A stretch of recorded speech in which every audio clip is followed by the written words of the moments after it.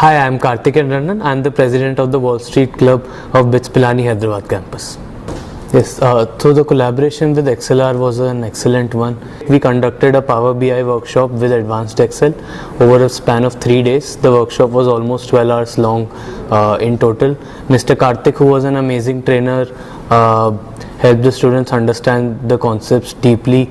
I am sure that the students will be able to apply these concepts in their careers as well as their daily lives while they try to navigate the world of finance. I am happy that we will be able to close this workshop successfully on a very good note. Hi, I am Raghunendra Singh and I am the Technical Director of the Wall Street Club at BITS Pilani Hyderabad campus. It was a great amazing conducting this workshop with XLR. The trainer, Mr. Karthik, was an excellent person where he explained in very detailed manner on how to give great insights using very complex data sets, which was very helpful for the people who are interested in the field of finance, business or analytics in general. Thank you.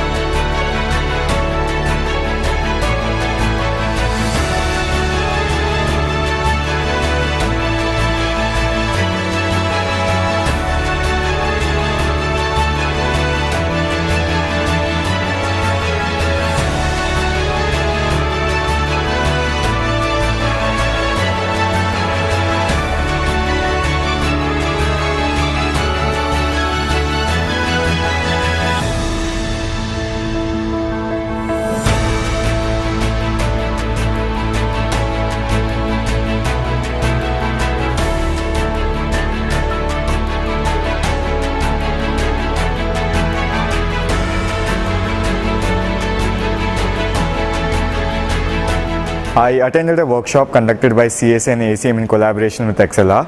So it was a machine learning workshop. We learned a lot from the course and it was a great experience attending the workshop. The trainer was very helpful. He had a hands-on approach with his teaching and it was fabulous. This was a great experience for me. So I would absolutely love it if XLR and its team would come again to our campus and conduct more events like this.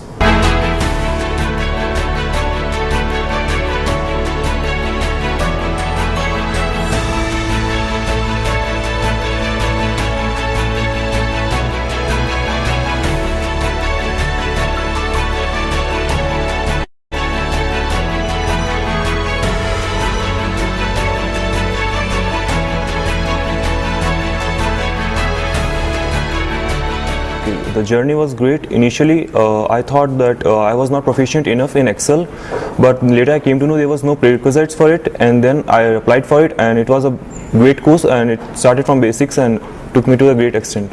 Good evening, myself Kavya Ganatra. I am from Computer Science Association. I was the POC for this ML workshop conducted by CSI and ACM in collaboration with XLR. The experience of the workshop was really nice. The feedback from all the students was positive. They understood the concept. The workshop was also practical based with some questions. The experience with XLR was very smooth. They helped us in conducting the workshop smoothly right from the booking of the vendor and deciding the course till the distribution of certificates. In overall, this workshop was a success during our technical fest Atmos, and I thank XLR for being a part of it. Thank you.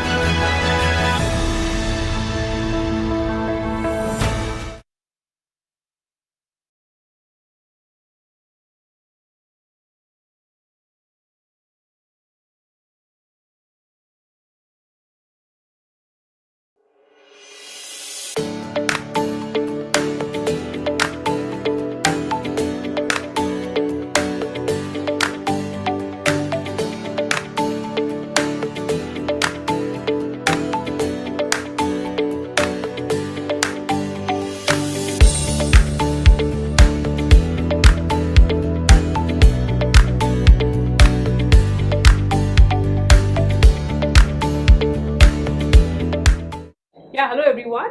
My name is Tasneem. I'm the senior manager at 98 percentile in the HR department.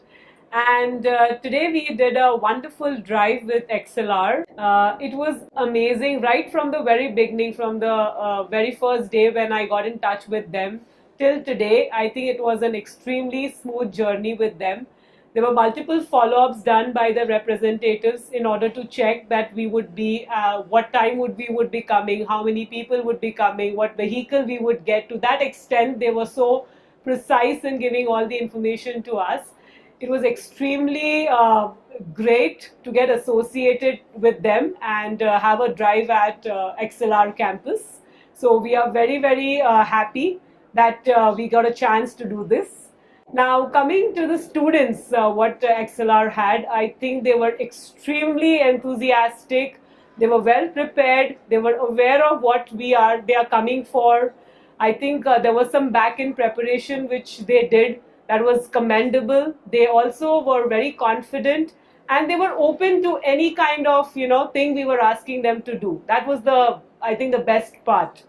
Now, I really hope we have a very, very fruitful association with each one of them and XLR in future. We are really looking forward to have many more drives like this.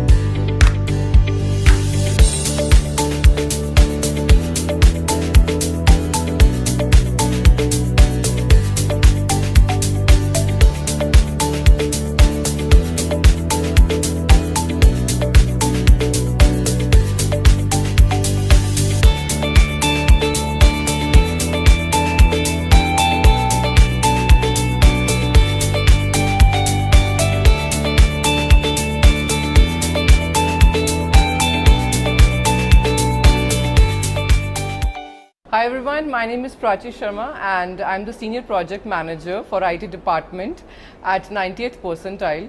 So today we were here for this IT Bootcamp, right, this technical drive and at XLR. So it was a great experience and I would feel that the students, they are the freshers, right, but it doesn't seem like that. So if I talk about their technical and cognitive ability, they all seems pretty good in that and that's what I felt. And I guess they have been taught pretty well at XLR, so that's how they have performed good in their aptitude and the technical tests. So I wish them all the best and it was a very great experience over here.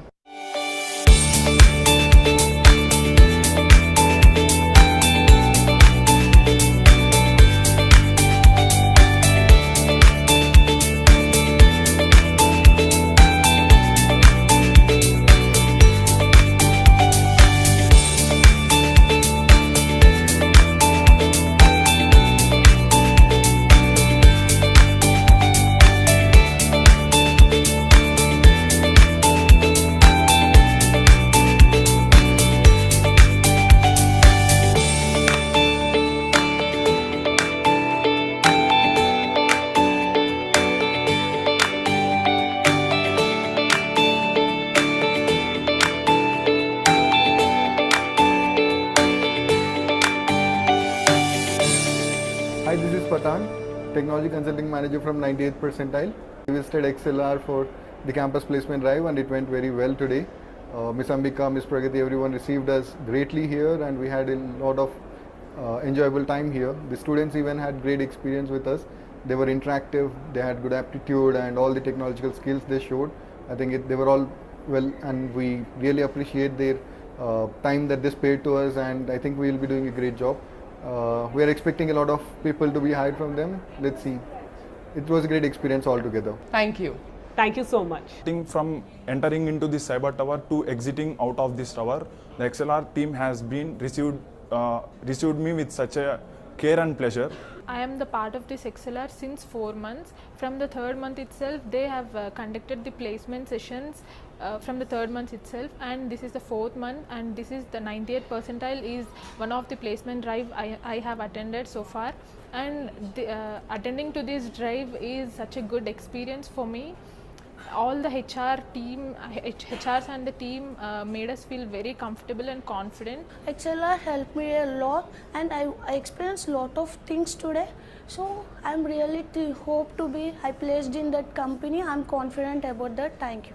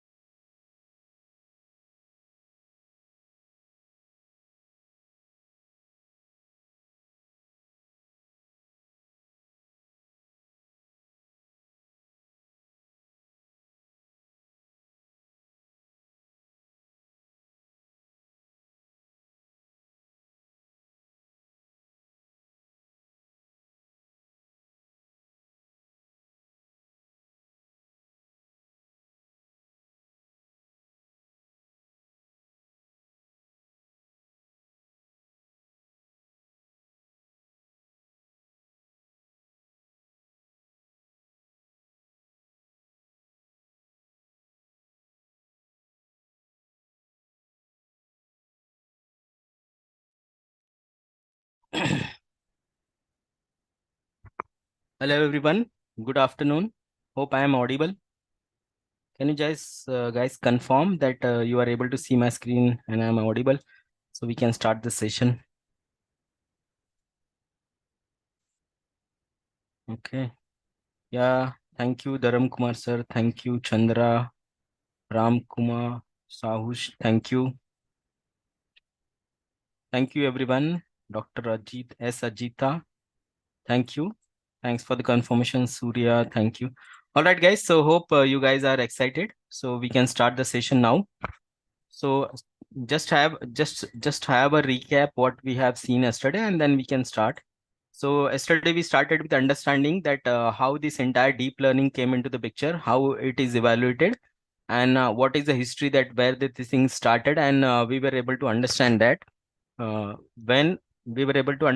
when people made the efforts. Okay, let me share the screen again. Just a moment.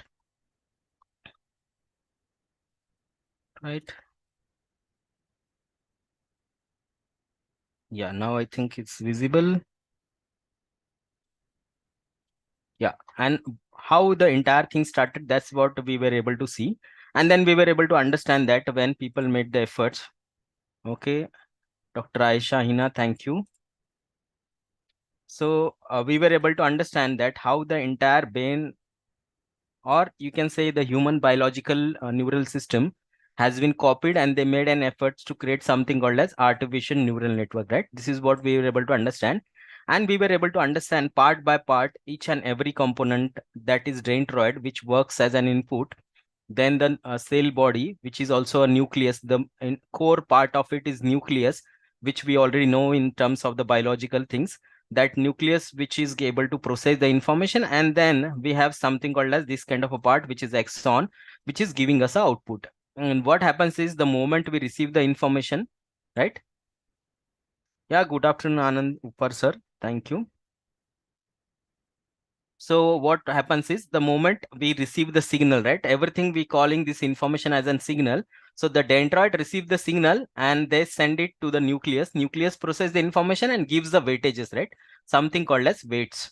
So these weights are to understand the criticality of the information, to weight that whatever information we have received, whether it is important or not important. Based on the criticality, based on the importance, they will make a functionality that whether to fire that signal or whether not to fire that signal, right? This is what the functionality we have seen, and this exact functionality has been copied by Pitts and Makello, this gentleman statistician, in 1942 back, and they were able to create a something called as a single neuron model. Single neuron model was the first model where they made an attempt to create the biological artificial copy of the biological neural network, right? And this is how we have something called as input layer here, which is acts as an dendroid. Then we have a hidden layer which works as a nucleus, and then we have something called as output layer which works as an axons, right? Which is able to give us the prediction.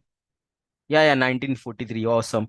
Thanks, thanks Ashwant Kumar sir. Thanks for that. Okay, so 1943 exactly, yes.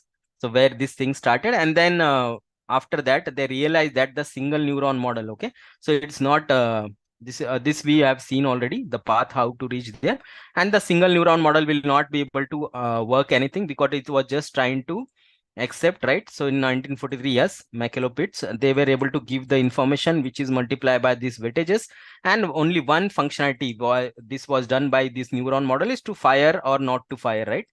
Fire the information or not to fire. If they are firing, this will glow, right? In reality, you might have seen the scans and the pictures of the brain neurons. They are getting activated, means there is a spark of electricity which is happening, and that's how it is able to give you output. But this is not working. They were not able to solve the problem. That gave the birth to something called as multi-layer perceptron. That this is what we are able to understand, and this is something called as multi-layer perceptron, where the concept was to stack the different neurons with each other, and they create the different layers like this one, the input layer.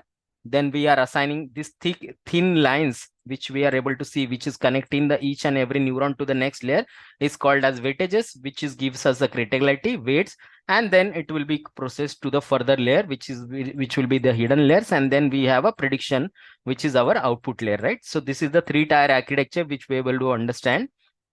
And when I trying to talk about this kind of a perceptron, our main aim, right? Our main aim of the perceptron model was main aim of this perceptron model, when I'm trying to write the objective, right? So let's try to write the objective. Objective will be y equal to wx plus b. So where I can talk about the weights and biases, right? So x is known to me. X is an input which I am trying to pass out here through this input layer, right? And then when I'm trying to process this information, I'm supposed to receive something called as y hat prediction, correct? So once I receive the prediction, in order to receive the prediction and in order to get the exact value as compared to the reality, what I want is I want to understand the exact value of W and B, right? If I have an optimal value or exact value of W and B, and then I can easily predict Y, right? So that's what the equations talks about. And this is the main objective. The objective of this entire artificial neural network, or which is called as back propagation out here, is to find out the optimal value of weights and biases, right? So this is how the learning happens. And we were able to understand, because of this complexity and computation power, we require something called as GPUs and TPUs in order to process this information, right? And then when we try to deep dive into this thing, and we were able to understand that what the information processing happens, that what is this something called as forward propagation, right? Forward propagation, the first process which happens when we try to create this kind of a neural network and pass the information will be the forward propagation. And forward propagation, we are just passing our information. Yesterday we took the example. Let's imagine you want to predict the BMI number. So right, in order to predict the BMI, I will be passing something called as age, I will be passing weight, I will be passing height, or maybe fourth example I can pass is gender. These are my inputs which will get multiplied, right? So there are two processes happening. So just to have a quick recap from you guys, like just to make sure that we are on the same page, can anyone tell me what kind of a two process happens inside this hidden layer? The step 1 and step 2 happens. You can refer to the slides as well to in order to answer this question, guys. So can anyone tell me what kind of a two-step process happens inside the neuron, which is able to generate the next layer output, right? Which is to be passed to the next layer. So let's try to have a quick recap. So guys, please ping me that what are the two processes which are happening inside this one neuron, inside this hidden layer. So because of which we are able to generate the output, right? All right, activation. Yes, partly correct. One step will be activation. Yeah, awesome. Kirti Kumar. Yes, ma'am, sir. Activation is happening. Then one more process is happening before to activation. When we're trying to pass this thing to the activation, what is the steps happening? Summation. Awesome, awesome. Summation, correct. So the step 1, awesome, guys. Thanks for the replies. I really appreciate your engagement here. So guys, yeah, set of weights inputs. Correct, Sahil. Yeah. So guys, I encourage that try to be more interactive. If you feel any questions or anything, you can ping me here. Transfer function and activation function to fire node. Awesome, Omkar. Dengi, awesome answer. So guys, step 1 will be like we'll take these inputs. In this case, we have something called as age, weight, and height. For the simplicity, I am taking 3. Yeah, and produce output through the activation. Awesome, Sahil. Yeah, correct. So the first step will be we're trying to assign the weightages to the inputs, right? So these are our inputs, or you can say our features, right? These are our features. We are passing our features, and we are expecting some kind of a output, right? Y hat, and in this case, y hat will be our BMI number. So in that case, let's imagine for simplicity, I am only taking 3 features, and I am trying to multiply by different weightages. And can anyone tell me what will be the weightages initially? So how we going to take the weightages initially, because we don't know, right? When we're trying to start this entire conversation or the process, which is our equation y equal to wx plus b, and I need to achieve this y, right? Value of y. So what is the strategy? Yeah, awesome. Random, right?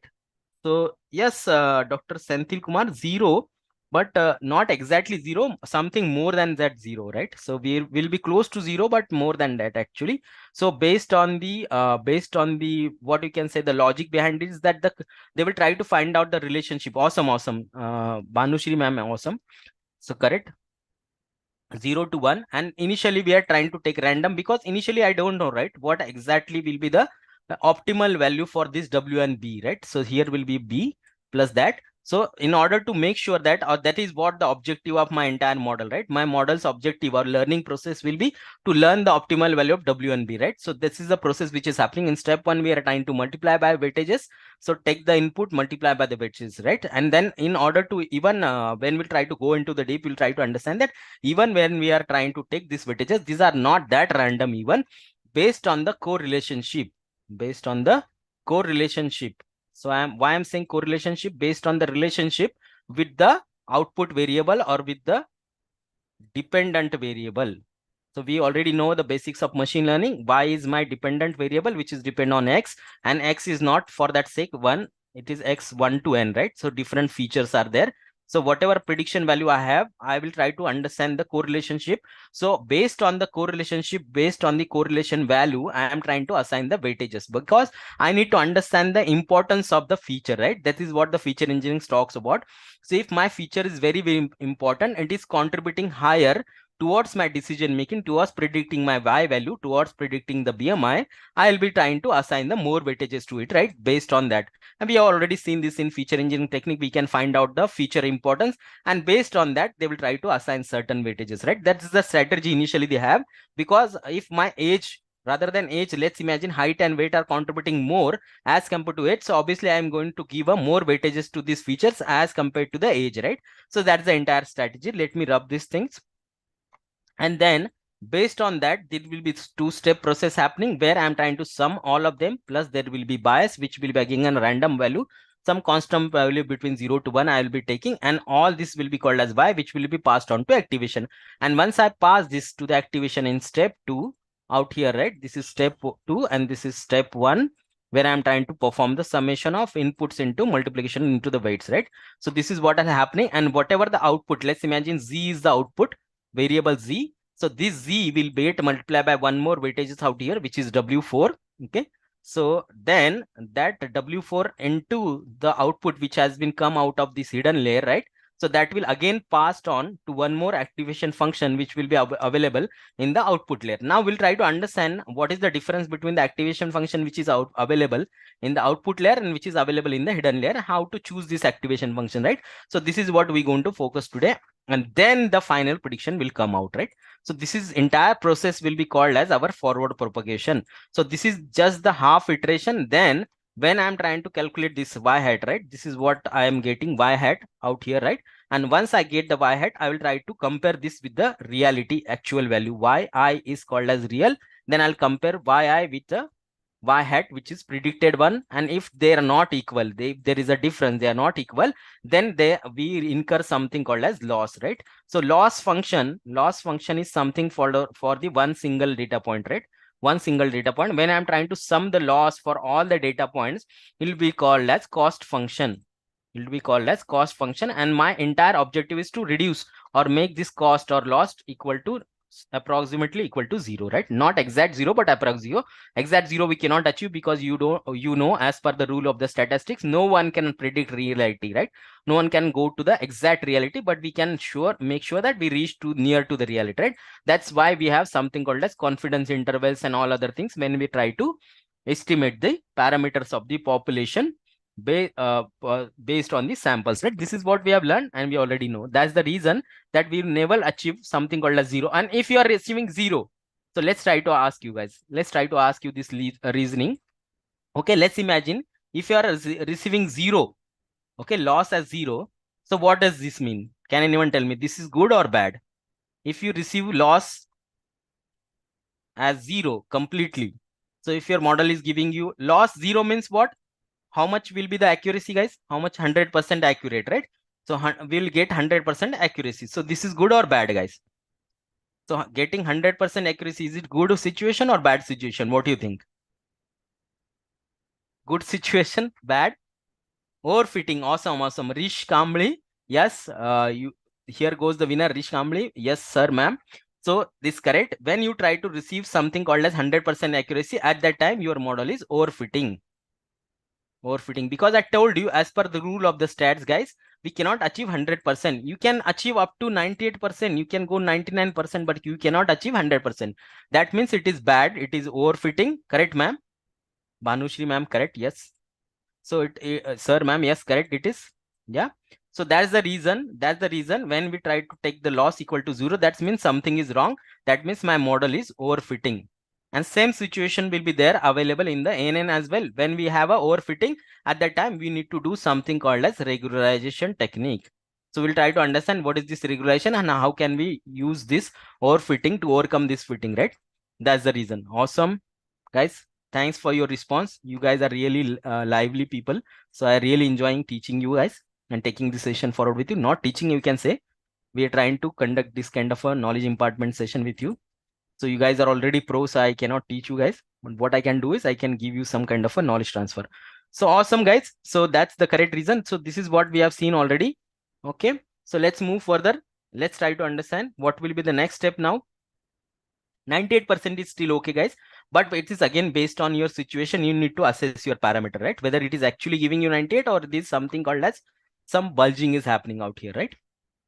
All right, Mohan, thank you for responding. So guys, let's try to understand. We are through with this one, and now try to focus. Now what is today's agenda? Okay, so we were able to understand the forward propagation, and in forward propagation the model is not learning anything as of now, right? It is just trying to perform some kind of operations, computations. It is happening, and we are trying to receive our y hat, right? Our predictions. Now the actual learning will happen at the time of the back propagation, right? So when our model will try to incur the loss, right? When I'm not trying to achieve something real to exactly equal to the reality, right? There is a difference. Y hat is not equal to the yi, which is the reality. That's the reason my backward propagation is a trigger point, right? It's a trigger point when my backward propagation start, right? At that time, in order to understand the backward propagation, guys, we need to understand the three concept, right? First concept we need to understand is what is this activation function, right? We are again and again and again we are talking about this activation function. What is this activation function? What kind of a activation function we need to use, right? What kind of a function you need to use? Which are the best one to use, right? This is what we need to understand. So there are more than 25 plus activation functions are there. Which one to choose, when to choose, right? This is what we need to understand. Awesome. To calculate the output of the nodes. Awesome. Yes, correct. And then we have something called as here loss functions, right? We need to calculate something called as loss functions. So we'll also try to focus here second component, which will be our loss function. So when I'm trying to do regression, when I'm trying to do classification, at that time, one kind of a loss function I should use. And that the third thing, very important thing, which we're going to talk about, it is the optimizers. Optimizers are the one, right? Optimizers are the one which are helping us to make the loss near to zero, right? So this is what the optimizer does. Optimizer try to optimize the model parameters. What are my model parameters? Can anyone, this is my model, right? Y equal to wx plus b. This is my model equation here in the artificial neural network. So can anyone quickly tell me what are my model parameters, guys? What do you mean by model parameters here? There is a difference, guys. There is difference. Try to understand. This is very, very critical question when people comes to understanding. There is difference between hyperparameters and model parameters, right? So nowadays, when we trying to talk about the GPT and all model, this says that it is a 30 billion parameter, 7 billion parameter model, right? So what is this parameters? Okay, awesome. Bimala Kumari ma'am is saying that it's weights and bias, correct? BMI age, no sir, Rishi Kamli sir ma'am. So it is not features. BMI and age are features, right? So weights and biases, these are my model parameters, because when I'm trying, weights, Sahil is saying correct. Weights are the parameter that scale input. Correct. Shri Rama Murthy sir saying features, not features, sir. To be very precise, it will be our model parameters. Awesome, guys. Awesome. Let's try to understand. Okay, let's try to understand that my model parameters. Let me change the color so I can tell you exactly. See what is happening. This is my model, right? Y equal to wx plus b. I need to achieve BMI. So y is my BMI, right? If I want to predict the BMI, I need to give x. Now x could be 1 or x could be multiple. Age, right? Weight, height, right? Then gender. This is what, and this could be n, up to n parameters I can pass. These are called my features, right? So these are the independent variable. Y is my dependent variable. So when I'm trying to create a model, this is my model, right? Equation. So y equal to wx plus p. Now what is known to me? Known to me is x. This is what I'm passing. What is unknown to me is w and b. So these w and b are called as model parameters, correct? So these are two model parameters which I need to find out. So my main reason, my main logical reasoning out here to, in order to perform the learning, is to find out the optimal value of w and b. So that is why the entire back propagation works upon, right? So if I know the exact value of w and b, optimal value, I can easily predict y. correct? I can easily predict y, and I can go to the very next to the reality, right? Exact to the reality. So I can easily correct 100% accuracy, not 100, but up to 100. I am saying you can correctly predict the y, right? So in this case, BMI, I can exactly predict the BMI. I can goes to the reality, near to the reality, right? So that is the reason why it is called as model parameters, right? Model parameter. This is what the learning has to do. So that is why when we're trying to talk about the GPT or chat GPT kind of a model, right? So these are the model which are trained on, and I will show you also, right, why they are talking about this 30 billion. Then the Mistral is 7 billion, right? Why they're talking in billions? What are these billions of parameters? You will obviously ask me that Wx plus b, there are only two parameters. Simply I have to give inputs x, and I have to find out the value of w and b, and that's how I can find out y. Y could be anything in this case, right? So whatever the things you are trying to generate out here, so why they are talking about 30 billion, 7 billion parameters, right? So when we're trying to going to build this, right, architecture, when I'm going to build this architecture, our own architecture of the ANN, at that time I will explain you why these parameters are coming into picture, right? These parameters are nothing but the calculation or the kind of a computation which are happening in the background in order to achieve this WNB, right? So I think now it is very clear from our point of view. And coming back to the hyperparameter, right?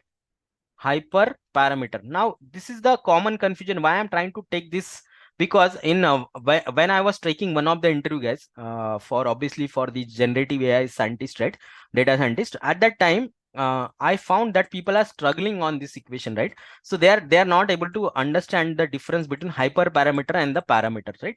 So now we are very well clear that very well versed with what is parameter. So can anyone quickly tell me what is hyperparameter then, right? In this case, what are the hyperparameters? Parameters everyone know now. Y equal to Wx, please. These Wx plus b, the weights and biases which I am talking about, is my model parameters. Then what are hyperparameters? Can anyone tell me? What are these hyperparameters? People says, right, we have to tune the model, we have to do hyperparameter tuning of the model. So what are these hyperparameter? External, yes. Vijaya Kumar sir, ma'am, yes. But external means what exactly? Can anyone tell me any example? What are, yeah, learning rate, correct. Learning rate, awesome. Vimala ma'am, awesome. Learning rate, right? External configuration setting of a model that are learned from the data but set prior to the training process. Awesome. Sahil Sheikh, one more example. Let's okay. Aisha ma'am, configuring the variable that data scientists use to manage the machine learning model. Okay, so some examples maybe, guys. Some examples. Let's take the decision tree, right? So let's take the decision tree algorithm. When I'm trying to fit the decision tree algorithm, right? At that time, I will have some model hyperparameter. What will be my model hyperparameter? The depth of the tree, right? How much depth I want to split my data, depth of tree. So this is what I need to mention, how depth I want to go. I want to go up to 10 depth, 20 depth, 30 depth, right?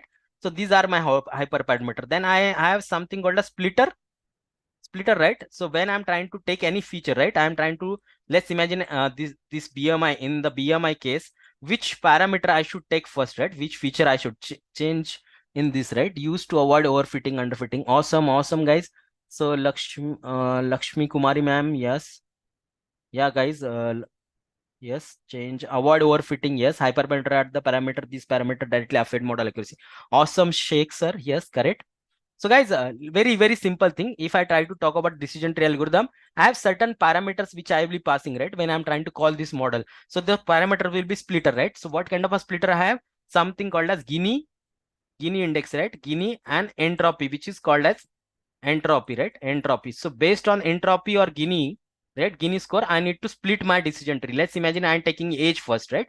So for the age, how should I split, right? Based on like which parameter I should take, based on entropy, based on the Gini score, right? I try to decide out of age, out of let's say gender, out of weight, right, out of height, which one I should choose first, then to create my decision tree, right? Then there will be certain other parameters will be coming, then there will be further other parameters are coming through. So this is one of the criteria, right? The splitter will be Gini or entropy, right? This is one of the index. Or minimum leaves, right?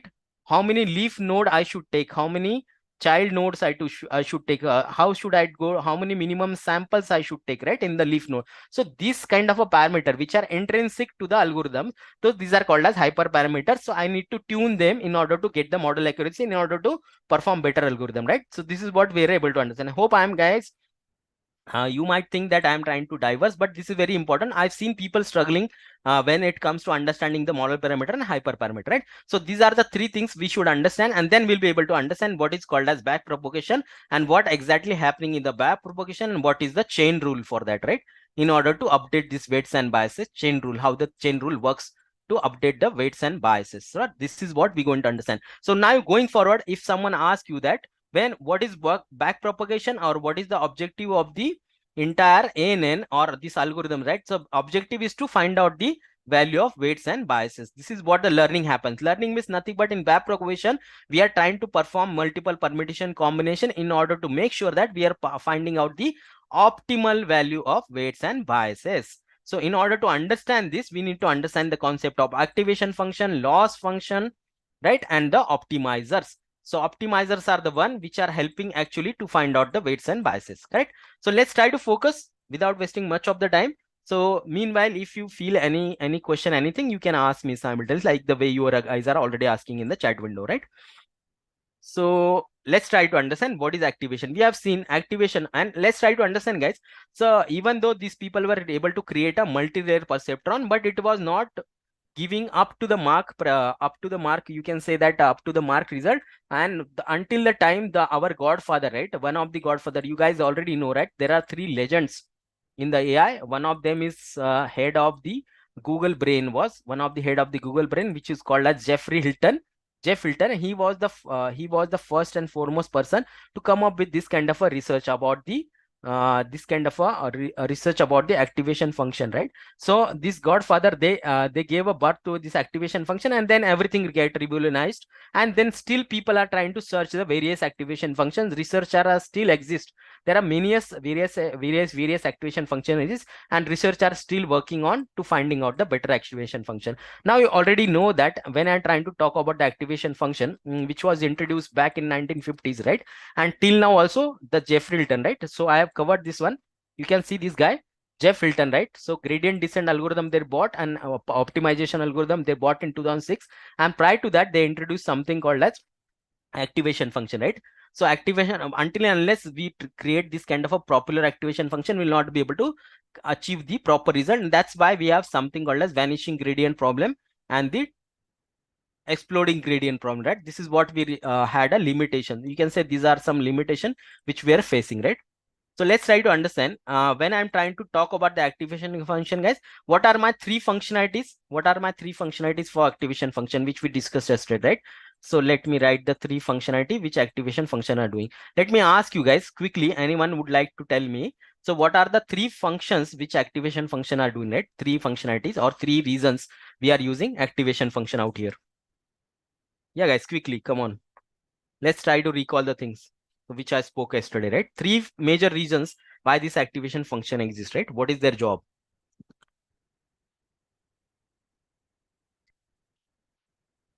Let's see who is able to come up with the correct answer here.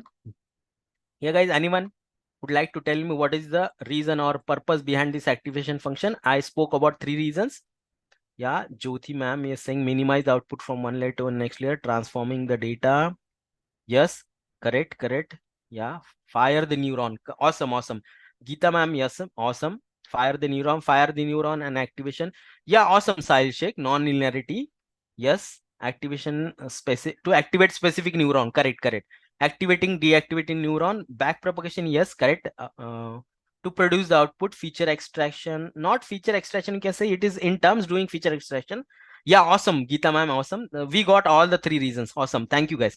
Thank you. Kirti Kumar sir, ma'am. Yeah, activating, correct.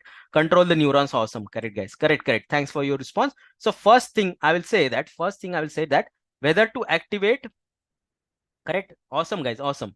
Correct. So you guys are already deep into the topics. I can really gauge from your answer.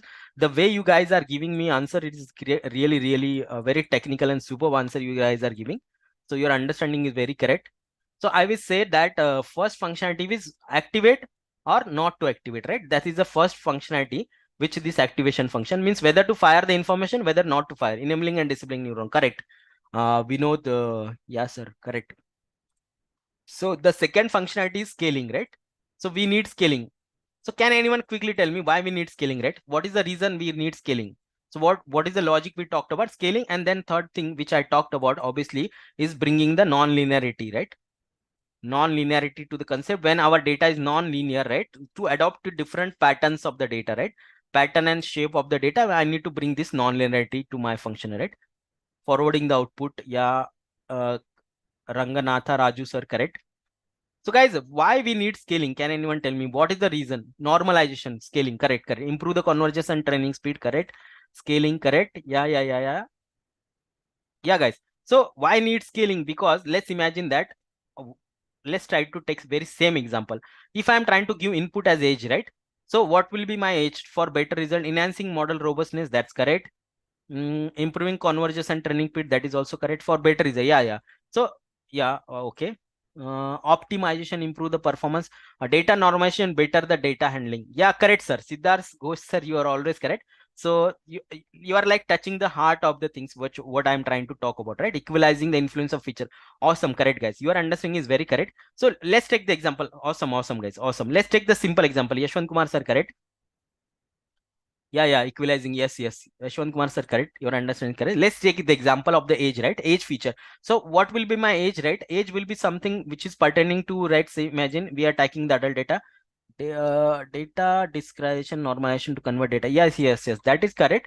So we are doing either scaling between 0 to 1, -1 to 1, right? Or 0 to plus infinity. This is what the three scaling we're talking about. Now, why I need scaling? I will give you very simple example. So it will make it very clear, right? Very clear. Data filtering, correct, sir. Ranganath Raju sir, correct. Data filtering is the way we are trying to understand this one. But let's take this example and try to understand. Let's imagine I have a age, correct. I have a gender now, right? I have a gender. Now, when I'm trying to talk about the gender, guys, maybe I will try to encode them between 0 to 1. So 1 could be male, 0 could be female, right? That could be possibility. The age could be, let's imagine we are trying to take the range between 0 to, let's say, up to 80%, right? So now try to understand the scales, guys, scale of the feature, right? So one scale is between 0 to 100, one scale is between 0 to 1, and let's imagine we are taking height, right? So height will be between somewhere between, let's say, 4 feet to 7 feet, not 7 even, we are Indians, 6 feet only, right? So try to understand every feature has different scaling in terms of the numericals, right? In terms of the numerical, this is between 20 to 80, this is between 0 to 1, this is between 4 to 6. When but you know that there is a difference, there is a significance of the scale, right? So when I'm trying to take the age has to be between 20 to 80, right? So when I'm trying to talk about the gender, I can convert male, female, or let's say transgender could be one possibility, but we are not taking that. So 0 to 1, male and female, that's what we are trying to take here as of now. And the height could be between 4 feet to 6 feet, or could be something like that, right? So guys, when I'm trying to give this to the machines, how the machine will perceive? Based on the magnitudes, right? Based on the magnitudes. When I'm trying to talk about the magnitudes, right? Encoding and scaling is different, sir. Yeah, sir. Encoding and scaling is different, but I'm trying to give you example that why the scaling will be matters, right? Why scaling is matter? Because let's try to understand the magnitudes. This age will have a higher values rather than genders, and also than the heights, right? So how machine will pursue?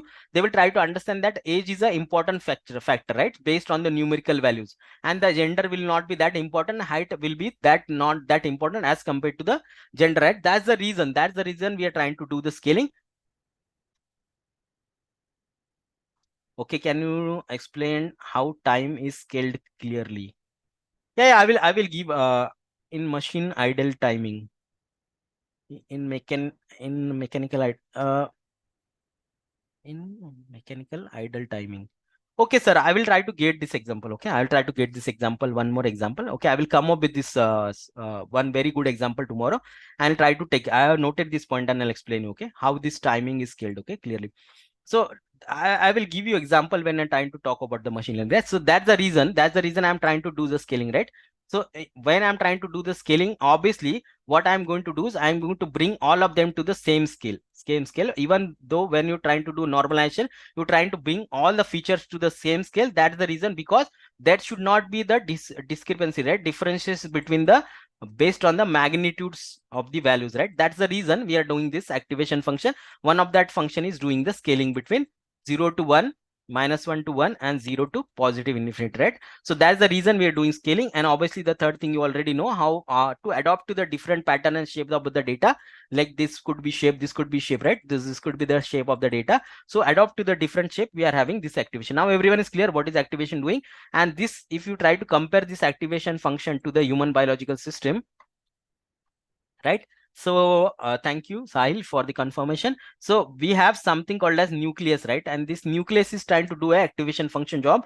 So that's the reason when we're trying to take this nucleus or try to compare this will be our perceptron, right? In our perceptron, we already seen the two-step process. And the second process which happens is when we try to multiply the weights into inputs plus the biases, and that will go through the activation. Now activation function will decide whether to activate or deactivate the neuron, and this is the three functionality it will be simultaneously doing. Now let's try to understand what kind of a activation function exists here and what are their importance, right?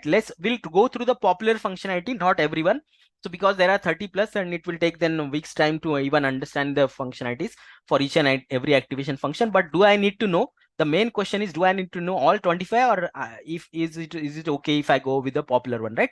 So it is always okay, we can go with the popular one. And once you are through with this popular one, obviously this will be some or more somewhat changes between the scales between the activation function. Okay, so let's try to understand the activation function. Very popular function is, guys, sigmoid, right? You already know this sigmoid function. Sigmoid function, let 1 divided by 1 plus e to the power x. Okay, so this is the functionality of the sigmoid of x. So this x is nothing but the same equation, y equal to wx plus b. So this denotes x, or you can say y here, actually e to the power y, right? 1 divided by 1 plus e to the power y. This is the equation. So this is the sigmoid function. And before even going into sigmoid, when I'm trying to talk about the linear function, right? Y f of x equal to x. So in that thing, whatever the values we have, we're trying to keep that value as it is. That's why the range you can see here is minus infinity to positive infinity when we have a linear functionality, right? But most of the times we will not require the linear function. We'll require something called as binary, sigmoid, or hypertangent function, right? Tan h, then ReLU, or these Softmax. These are some popular function. We'll try to understand one by one. So binary means we are trying to take 0 and 1 scale, right? So why to reach and how to reach and what this exactly doing? Let's try to understand this. And very popular example when we trying to use this activation function. And just let me give one example, right? Yeah, Amar. Yeah. Go ahead. Yeah, sure. Thank you so much. So actually, there is one announcement. So we have one more collaboration program with the Gujarat Technical University, and by mistakenly the link is mismatched. So I hope few of the GTU team members are here. So I'm sharing the Zoom link with us. If you are there for that program, like curtain raiser for the GTU and XLR admin in partnership, definitely you can come there. I'm sharing the link with you in the chat box. Thank you. Yeah, because you can take it. Yeah, just give me 1 minute, guys.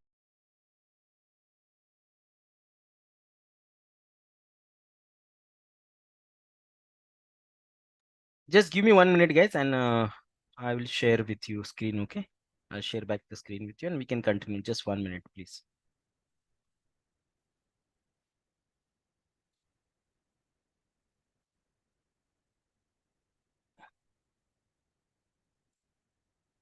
Just a moment. I want to just rearrange my slides and give it to you. That's the reason I'm taking 1 minute.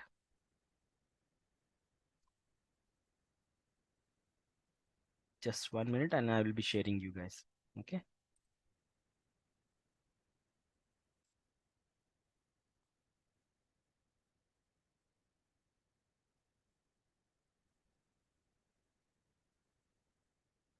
All right.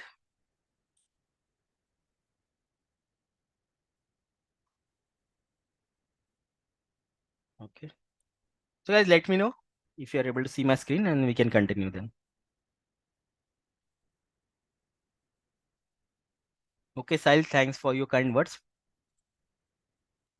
So guys, let me know if you're able to see my screen exactly. Just couple of you can ping in. Yes, awesome.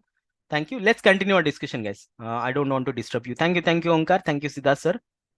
Something from Lenovo. Thank you. Okay, guys. So let's continue.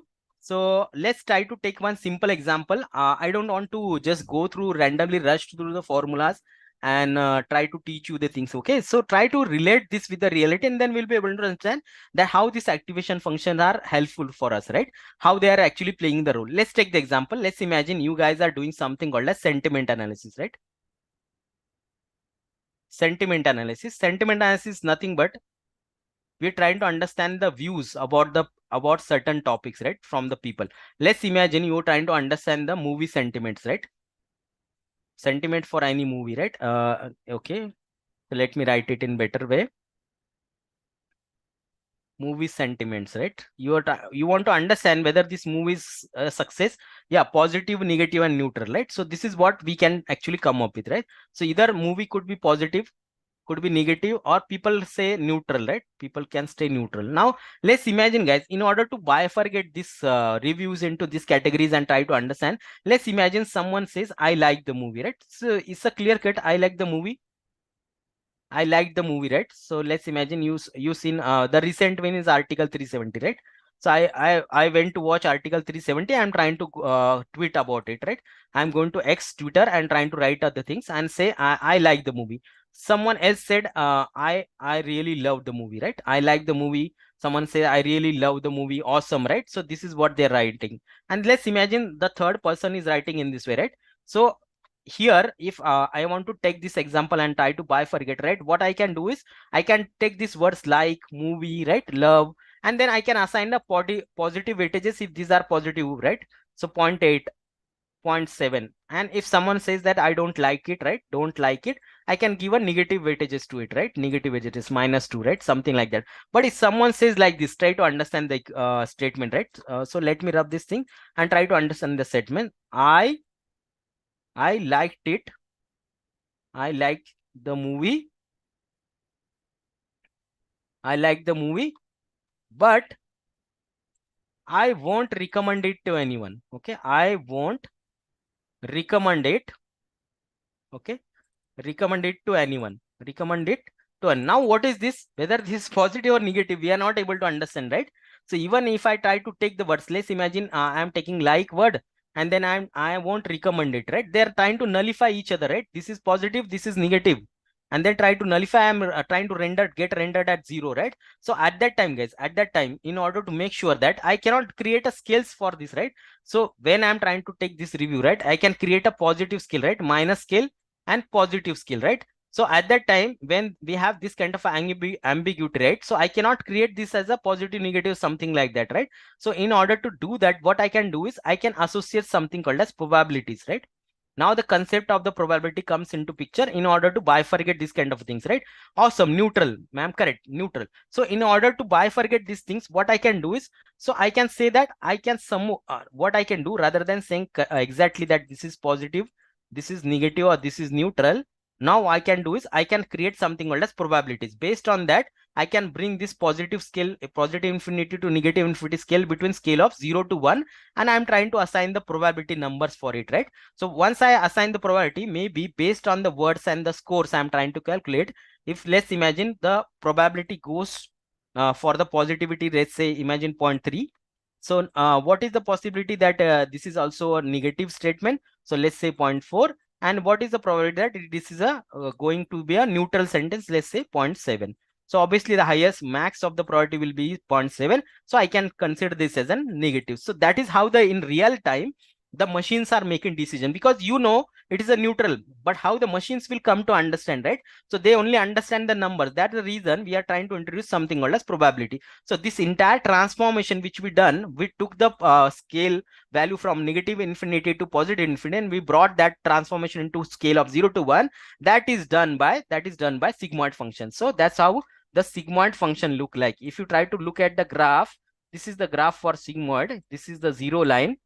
Okay, and here lies the negative score, here lies the positive score. And what they will try to do is, let me draw it in proper way, and let me draw it with the red color. So let's imagine this is my sigmoid function, right? So what my sigmoid function? 1 divided by 1 plus e to the power minus y, right? So this is what it says. Yeah, looking like S-shaped. Correct. So S-shaped. So this is what the S-shaped it will look like. So this is what the graph will look like, right? So if you, and this will be our negative scale, this will be our positive infinity scale, and this will be between 0 to 1, right? So 0 to 1. So when I'm trying to give any score, okay, it will try to bring that scale into 0 to 1. This is what you can see here. And this is the equation. And what is this y? Y is our straight line equation or model equation, wx plus b, right? So this wx plus b, if you try to put any value, it will try to give value between minus infinity to plus infinity. And in this case, which example we took for the classification, right? So where we need to decide, we need to support our statement, which category it will fall, right? But we are not sure based on the actual score set, which category it will fall. At that time, we can use this kind of a activation function, which will try to create the probabilities for us. And based on the probability support, whichever is the highest max probability, we can understand that that is their final class, right? So this kind of a real-time implication which activation functions helping, and that's why we need something called as scaling at that time, right? So that's the reason, guys. That's the reason this sigmoid function works upon. This sigmoid function will help you to bring the value between scale of 0 to 1. All right. So this is what the sigmoid talks about. So let's try to understand the next one. So next one is tan h, which is hyperparabolic tangent function. Okay. Sigmoid is only for, guys, sigmoid is only, I will tell you, because sigmoid works very well for the binary classification. I am going to cover this one. Okay. Softmax function, which which we'll talk about when it comes to the multi-class classification. Okay, activation function. So everyone is clear. So how the sigmoid or any activation function can help you in the real-time example, right? With the real-time example, you will understand the real implication why we need a scaling for this one. All right, so guys, let's try to understand the next one, tan h. Now, what is happening is sometimes we don't require the information to be brought between the scale of 0, because at that time the 0 will not mean anything. Vikas, Yeah. Just give a minute. Sorry for interruption. Yeah. So, because of link mismatch, JTU faculty also joined here. So, I'm sharing the link in the chat box. Please join that link. Yes, thank you. You can carry on. Okay. So guys, whosoever joined in mistakenly here, which were supposed to join for this one, curtain raiser G2 session. So the link is given by Chandana, my colleague. You can join that link, okay? So guys, let's go back here. Let's try to understand. So guys, the link is shared. If you are belong to the other session, which mistakenly if you are logged in here for this curtain raiser G2 session, please follow the link which is provided in the chat box for the Zoom link. Okay. So let's continue, guys. Let's continue what we're talking about. Let's try to understand out here. So now I am in this situation, right? When I'm trying to take the decision where 0 don't mean anything for me, right? So at that time, guys, you want to perform that skill, right? At that time, most of the time, let's imagine you are trying to do a regression, right? You are trying to do regression. In regression, we are trying to predict number, but 0 will not mean anything for me, right? So let's imagine if I'm trying to predict something called as house prices, right? Or I am trying to predict something called as stock market price, right? At that time, if I'm trying to convert into between the 0, it will not mean anything to me, right? So to stock prices between the 0. So that's the reason, guys. That's the reason we have special function which is called as tan h. Now, what is the beauty of the tan h is, now tan h will try to perform the scaling between scale of -1 to 1. And what is the formula for here, tan h?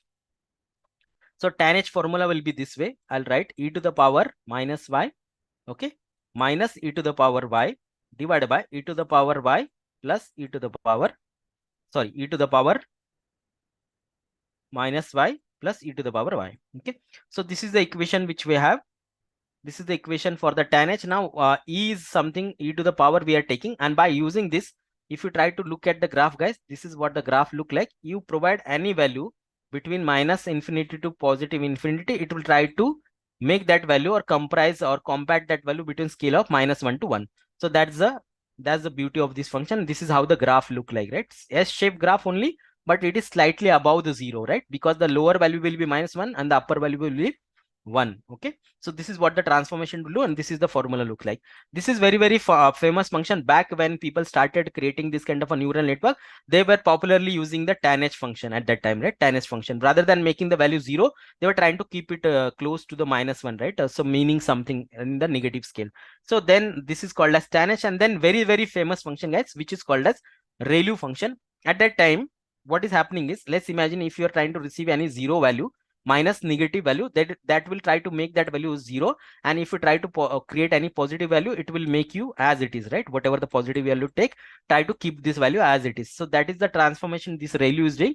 ReLU is something called as rectified linear unit. Okay, this is one of the famous function, and it is also used in many research paper, okay, for the creating artificial neural network. So that this is the graph of the ReLU look like, and this is what the scale is there. This is our 0. If you try to provide any negative value, it will make it 0, and if you try to provide any positive value, it will try to keep that value as it is. So that's why this graph look like L shape, right? Kind of this opposite but mirror image of the L, right? So this is the reason x, when it is greater than 0, it will try to keep that value as it is. And if sorry, this not this one, the formula is here, max of 0 and x. So what if you try to create a negative value, it will give you 0. If it is a positive value, it will give me back the same value, right? So this is what, but there is in ReLU also we have certain other flavors, which is leaky ReLU, then there is a e-ReLU, okay, exponential ReLU. There is also something called as p-ReLU, okay, p-ReLU, parametric ReLU. So the functionality is somewhat different. Let's imagine, rather than making it completely 0, if I don't want to if I don't want to clear out this magnitude of the minus scales, right? Rather than that, doing that, making them 0, I'll try to give them something called as 0.1. Okay, 0.1 for the negative scales, and then for whatever positive value I'll take, I'll try to keep it as it is, right? So you can see here. So the value for the leaky ReLU is going between below, right? Below the 0 scale only, and it is look like the same but somewhat different, right? 0.1. So 0.1 we are taking for the negative values and multiply by the same value. So multiply by whatever the input you are processing here, and then this is how the graph will look like, right? So it is going below the 0, somewhat minus scale effect. They are trying to keep it, retain it here, and then for positive, it obviously going above, right? So this is called as ReLU, leaky ReLU, and there is something called as e-ReLU also. Okay, exponential ReLU. Now in the exponential ReLU, what we're trying to do is, so we are trying to introduce something called as some hyper parameter here, alpha, a learning parameter, then multiply by e to the power x minus 1. So when we're trying to give any negative value, right? When we try to give negative value, we're trying to transform that value by using this formula, and whatever the positive value I'll be taking, I'll try to keep that positive value as it is, right? X as it is if it is positive. If it is negative value, I will be using this kind of a parameter alpha into e to the power x minus 1. Not x exactly, here x will be our y, right? So this is what the e-ReLU look like. Okay, so the graph will look like. So, and then guys, max out is there. Again, there is a something called as p-ReLU, parametric ReLU is there. So these are some popular function. Now, very important function which we'll try to talk about when it comes to, let's imagine when you try to do a multi-class classification. Okay, so this is very important. There are 25 plus guys. It is not possible to cover for us. So this is called as Softmax function. Okay, this is what you can see in the bottom. I will try to write the formula. Don't worry if it is not that visible, but it is very important functions. Something called as Softmax function here. Okay, Softmax. So now what is Softmax function? I will tell you. Let's take the example and then you will be able to understand why the Softmax function is available, right? So when you're going for multi-class classification, okay, multi-class classification, let's imagine you are trying to take any image, right? This is my one image, this is one picture, and within that picture you want to identify that what is the probability that there is a dog present, right? So there is a dog present, there is a cat present, okay, there is a horse present. Now for everyone you will try to find out the probability. Say for dog it is 0.5, for cat let's imagine it is 0.4, and let's imagine for horse it is 0. Let's say 5, right? So now if you try to sum these guys, if you try to sum this probability, what will be the summation here?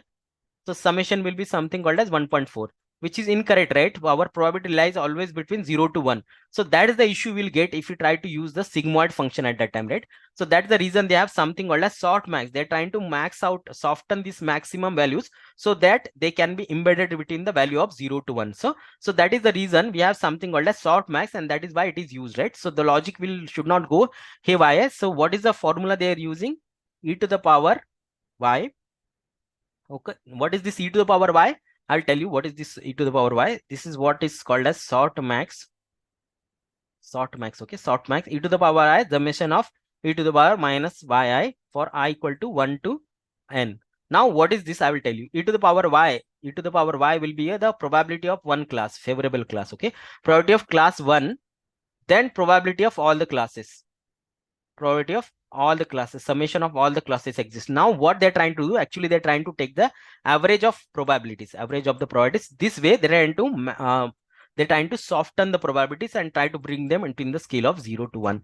So okay, so this e to the power y could be a probability. What is the probability that it belongs to dog class as compared to all the other probabilities, right? So they're trying to take this kind of a ratio and then they're trying to bring them into scale. This is called as softmax function, okay? The softmax function, and this is what the formula look like. Okay, so for your reference, I already covered here. You can see this is the formula which we have here. Yeah, similar to softmax. That is the yeah, okay. Softmax multi. So that's what I am saying, guys. Correct. So when this softmax is also giving us the probability, but now you saw that the reason which sigmoid is having, right? So when we're going for multi-class classification, my summation will not be up to 1, right? For all the categories of the probability. That is the reason we're trying to take the ratio. They then why it can multi y, not I. Multi by, not I can see. Okay, okay. So can you please elaborate like what exactly you want to ask? Like why can't we take y, you're saying, for sigmoid? Maybe you can write somewhat more so I will able to understand, Yashwant sir. Yeah, guys, attendance will be shared by 4:30. Okay, Jagdisha ma'am, sir. Yes, it will be shared. All right, guys. So I think everyone is now clear. So why this is one of the important functions, softmax.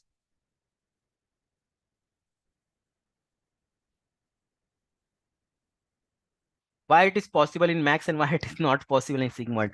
Okay, that's what we want to ask. Because sigmoid, what will do is sigmoid will if you try to look at the sigmoid formula, okay, 1 divided by 1 plus e to the power minus y. If you try to put any value for the sigmoid, okay, if you try to put value here, it will be giving you the probability, right? Here giving you the probability between 0 to 1, right? So you provide any value between minus infinity to plus infinity, it will try to give you back this value, right? 0 to 1. Now they are not talking about any classes here, actually class probabilities. Now in softmax, when we try to talk about e to the power minus y, now I am trying to take the probabilities here, okay? So whatever the favorable probabilities or e to the power y, and then I am trying, or let's imagine not taking, let's forget that probability, okay? If I am trying to calculate the probability for one class, then I am comparing that, right? Here I am not comparing, taking the ratio with all the other probabilities, right? So that's the reason it is not able to come up with this one, right? Sigmoid is not taking care of the other classes. It is trying to give you only one class probability at a time, but because of this formula only, 1 divided by 1 plus e to the power minus y, wherein in the in the softmax, if you try to look at the formula very carefully, formula look like this one: e to the power minus y divided by summation of all e to the power y, right? All classes, all other classes apart from this class 1. So let's imagine this is class 1, so it will be all other classes, let's say n minus 1, okay? Summation of I equal to, let's say, 1 to n minus 1. Okay, so because of this formula, it is able to compromise it or get it into the scale of 0 to 1. That's the reason. Okay, hope I am able to answer your question. So still not satisfied, then you can ping me. I will explain you later on. Okay, so guys, let's move on to the next thing. Now coming back to the loss function, so we already know that we need to calculate different loss function. So if it is a regression problem, so let's first try to talk about the or we can start with the classification as well. So it doesn't matter. So what is loss function? Loss function, we already know that when I'm trying to perform the prediction, right? So when I'm trying to put my values into this formula, wx plus b, okay, and then I'm trying to predict this y hat, right? This is what the y hat, and when I get this y hat, I'm trying to compare this with the actual value, right? Yeah, actual value minus predicted value. Awesome, guys, correct. So when I'm trying to calculate this loss means what? Whether there is any difference between the real value and the predicted value. If there is a difference, means whatever the w and x I created, right, whatever the values I've taken are not optimal values, right? They are not correct. I need to revise these values. This is what the learning happens, right? This is what the loss function talks about. So predicted minus actual value, predicted minus actual value, this is what we talk about. This is loss. But now the way we calculate the loss is not as simple, right? So there is a difference between calculating the loss. I'll explain you why we require different kind of a loss. It is very straightforward. When I'm trying to predict one value, then I'm trying to compare that value with the actual real value, and then I'm trying to take the decision, right? So this is very good. This kind of equation can work for the regression. Let's imagine for the classification purpose, right? Ma'am, the whatever the Divya came, ma'am. Yeah, Divya. I can't able to see chat message itself. So the chat box itself is where you are able to ping it, right? As of now, whatever chat box you are ping, this is the chat only. So hope you should be able to see it. If not, then maybe you try to rejoin again. So could be some possibility that there is error outside, right? Internet connectivity issue. All right, guys. So let's try to understand. We know what is activation loss function. So why loss function is required? Why loss functions are different? Okay. So this is something called as binary cross entropy function. Okay. This is something called as binary cross entropy. This binary cross entropy function is used in the terms of the classification. Okay. In terms of the classification problem. Now let's try to understand why we require this kind of a, which classifier can be used for classifier. At that time, sir, for the binary classification, we'll use binary cross entropy, and then for the more than multi-class, we are using the sparse categorical cross entropy function. Okay, so this is what we'll be using, sparse one, correct? So Dr. Abida Sheikh, I think I am able to answer you. Multi-class classification, you will be using sparse, S-P-A-R-S-E, okay, S-P-A-R-S-E, sparse, okay, sparse entropy function, sparse entropy function. This is what the function will be using at that time, right? So I will explain you how it will look like different, right? See, this is binary cross entropy function. So what is the function talks about? Let's try to understand here. So this, okay, ma'am, thank you. So let's try to understand why we require this kind of a loss function. Okay, first we'll try to understand what is this loss function is required in the classification. Why can't we directly take actual value minus predicted value and we try to calculate the loss, right? This is what we cannot do. And in terms of the regression, why it is called as log loss. Why it is called as log loss? Because they're trying to take the log values here. Okay, so they are taking the log of predicted probabilities and then they're trying to assign the probabilities out here. That's the reason it is called as log loss.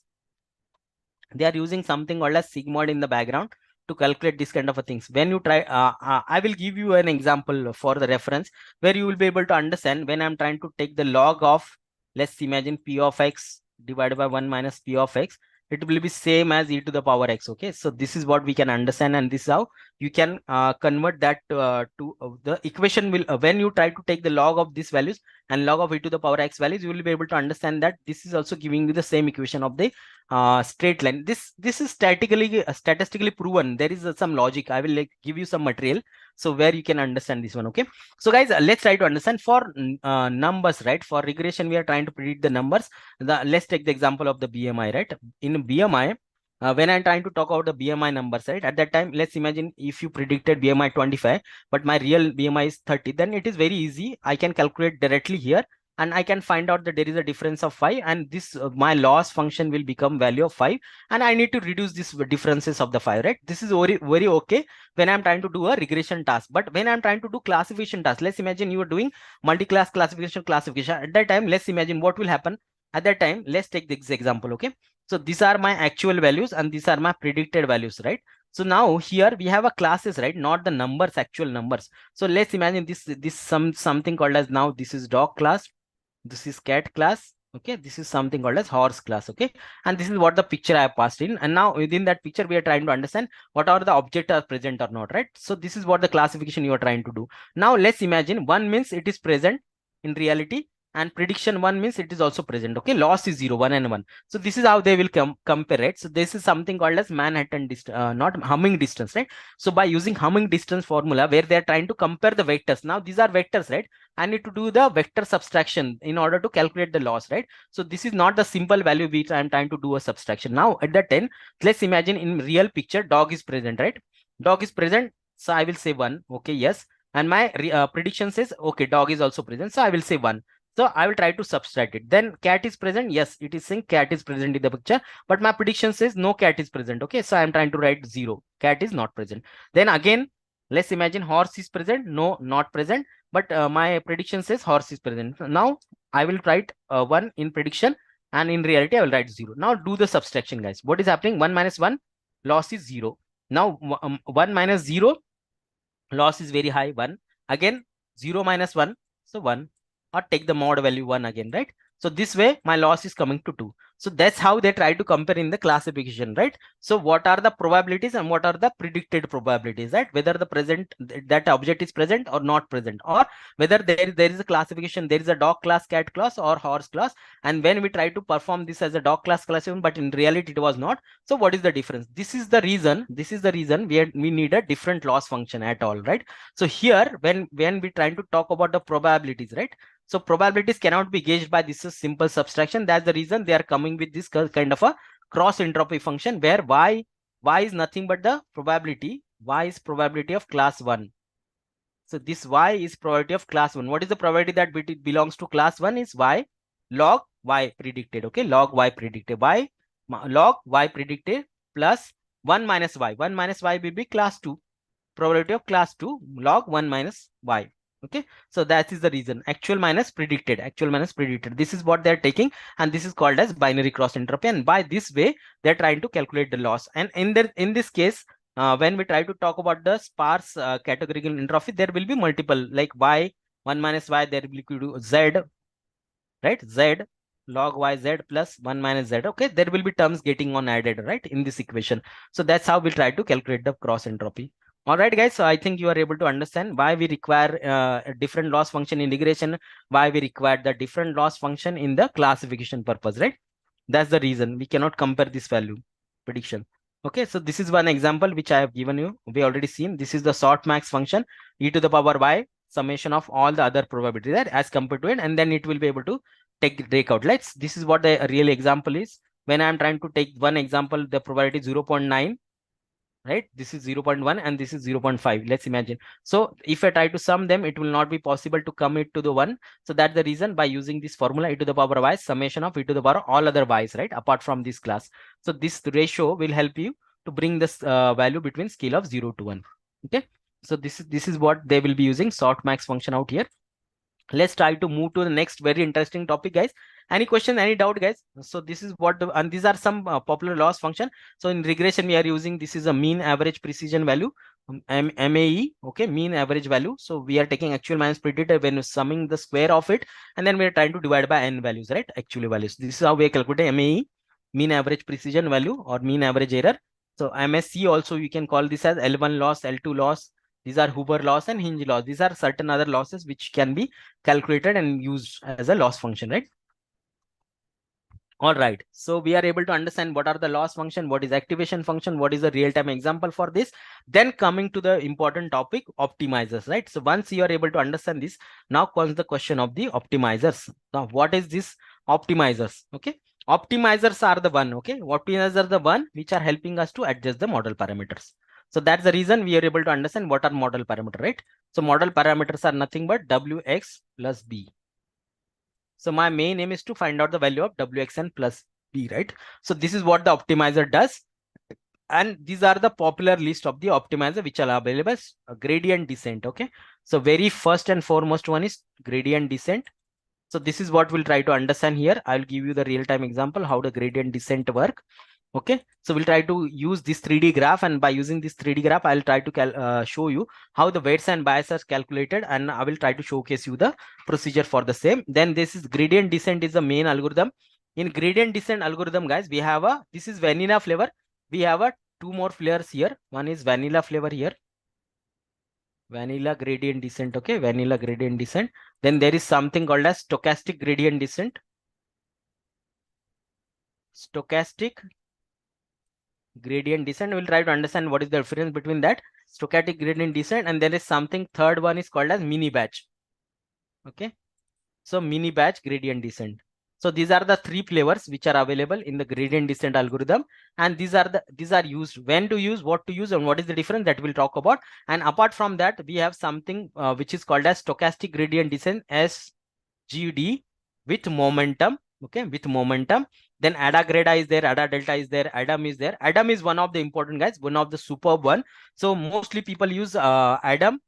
So if you try to understand which are the popular algorithm which will help you to overcome the limitation of the artificial neural network, which are vanishing gradient descent, exploding gradient descent, or any kind of overfitting. So people mostly using ADAM. Okay, ADAM stands for adaptive moment estimation. Adaptive moment estimation, ADAM. And the second algorithm, yeah guys, you'll get the attendance link. Wait for it. In next 15 to 20 minutes, you'll get the attendance.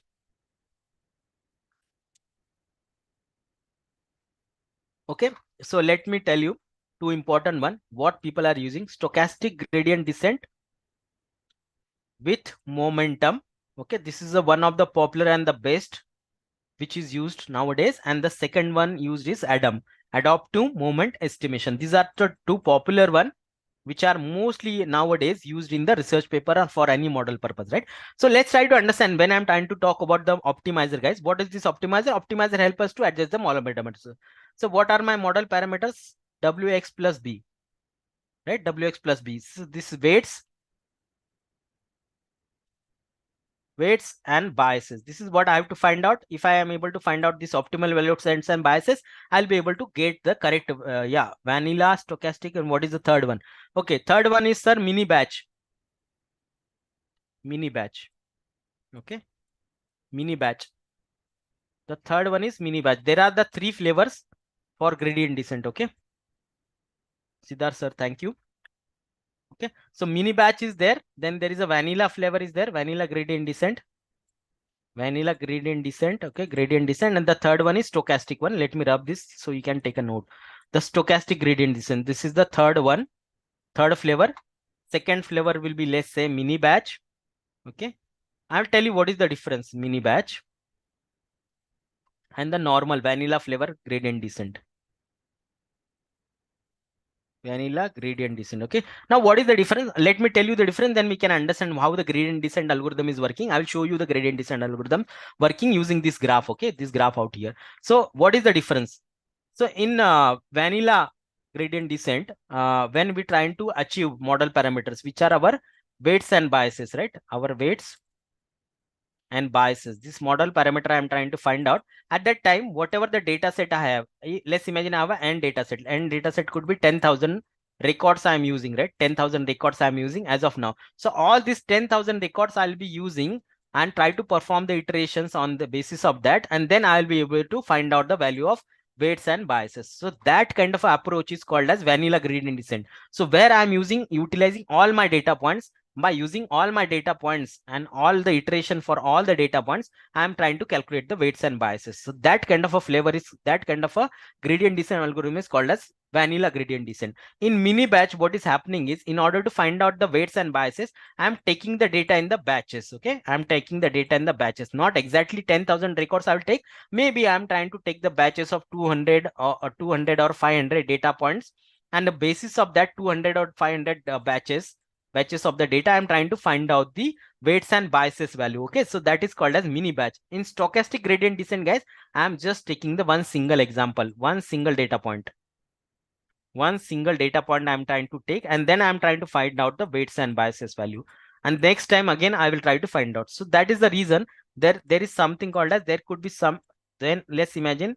So this is the core, which is the 0 point I need to reach. Okay, and then when I'm trying to use stochastic gradient descent, guys, normal stochastic gradient descent, let's imagine I started here and I want to reach to the 0 point. Now what will happen every time if I'm trying to use a single data point, guys, the kind of a variation which I'll have, kind of a variance. Okay, something called as variance. So what is going to happen is at that time, if I trying to take this value at that time, W and B, okay, next time I could go here, I can go here, go here, go here, go here, or I can go directly here, here, here, here, here. So the moment when I'm trying to draw the graph, okay, the graph will look like this one for stochastic gradient. This is the main core point which I need to reach, okay, 0 point. And if I try to start here, the momentum will look like this one. So zigzag, zigzag, zigzag, zigzag, zigzag. This is the variation which you will have. And then maybe you try to reach to the gradient point. This is what the stochastic gradient, because we are taking single data points at the time, right? In order to calculate this kind of a values. That's the reason we are trying to soften these things, right? We need to soften this thing so that there will be no much variation. So that's the reason people are using stochastic gradient descent with momentum. With the momentum. Momentum is nothing but we trying to introduce something called as concept of the time. We are trying to bring the time concept here, sequential concept as sequence of the time here, sequential data data points we are trying to consider. When we try to consider the time logs here, and then we're trying to calculate, that is called as momentum. Momentum is nothing but we're trying to give a weightages to the different time points value. So that's the reason which is called as momentum. That's the reason. So when we're trying to deal with the data in reality, there will be a differences. Let's imagine if you're trying to predict something, right? You are trying to predict the stock price of something. At that time, you have a value at time t equal to 0. Then there will be time t equal to -1, time t equal to -2, time t equal to -3, right? So at that time, in order to calculate the stock price, let's imagine this is the month of Feb. Okay. So Feb 24, this is Jan 24. Okay. This is December 23. And this is, let's say, November 23. Now, when I'm trying to take my equation, okay, in this case also, when I'm trying to write any time series equation, that will be something like that. Y, what is the value of Y at time t, right? Time t will be depend on something called as summation of all the other values, right? Y t minus 1, okay, I equal to 1 to t minus 1, right? Up to that point, all the Y values, plus there will be some kind of a error will be there, right? Error value. And there will be some kind of a, let's imagine some kind of error will be there, right? Error, my actual past values will be there, my error will be there, and there is something called as I can take some kind of a variable which will be alpha into some kind of a variance. For variance purpose, let's imagine I am trying to write some kind of a theta value here. So this variance is nothing but kind of a you can say lag differences, right? Lag or differences, you can say. Lag points means what is the difference between coming from one value to another, right? So what is the jump, percentage change, you can say percentage change, right? So that percentage change plus this E epsilon stands for error and my past value. This is what the equation should look like, right? At that time, when I'm trying to predict the stock prices, my stock price will be more dependent. Stock price in the month of March, right? So this is March 24, I'm trying to predict, right? At that time. So the time T0 will have a more importance, right? More relevance rather than January, rather than December, rather than November, right? So at that time, rather than taking equal weightages to all the data points, right? So what I'm going to do, I hope guys, whatever things I'm written is visible and clear to you guys.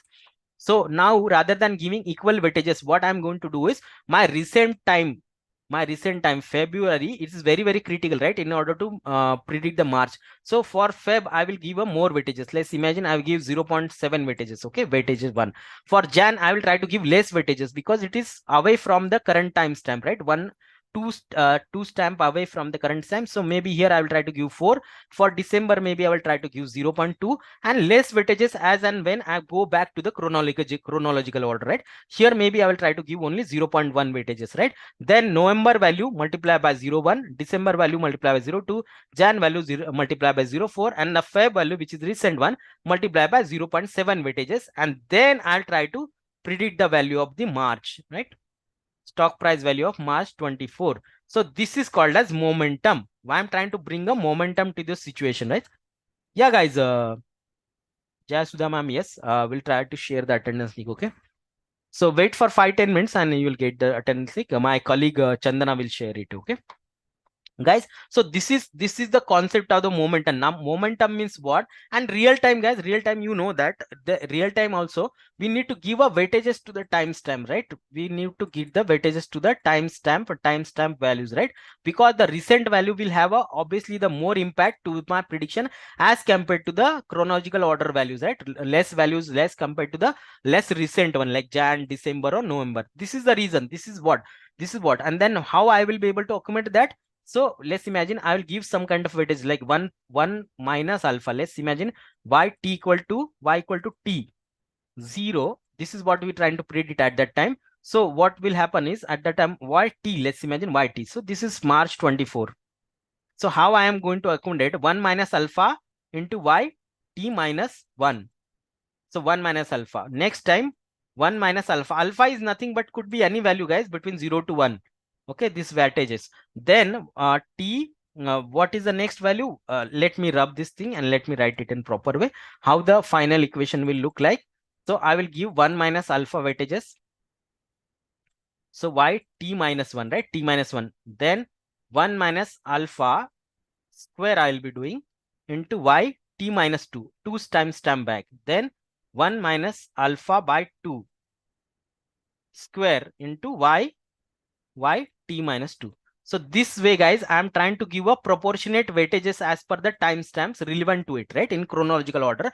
So this concept is called as momentum, because the momentum at the current time will be depend on the past moments, right? Past moment, and the past moment will be the recent one will have a more impact, right? Recent one will have more impact than the recent one, then prior to that, right? The impact will keep on decreasing as we go back to this timestamp, because the data will become less relevant. So this concept has been also brought into the consideration when we try to calculate the value of y equal to wx plus b.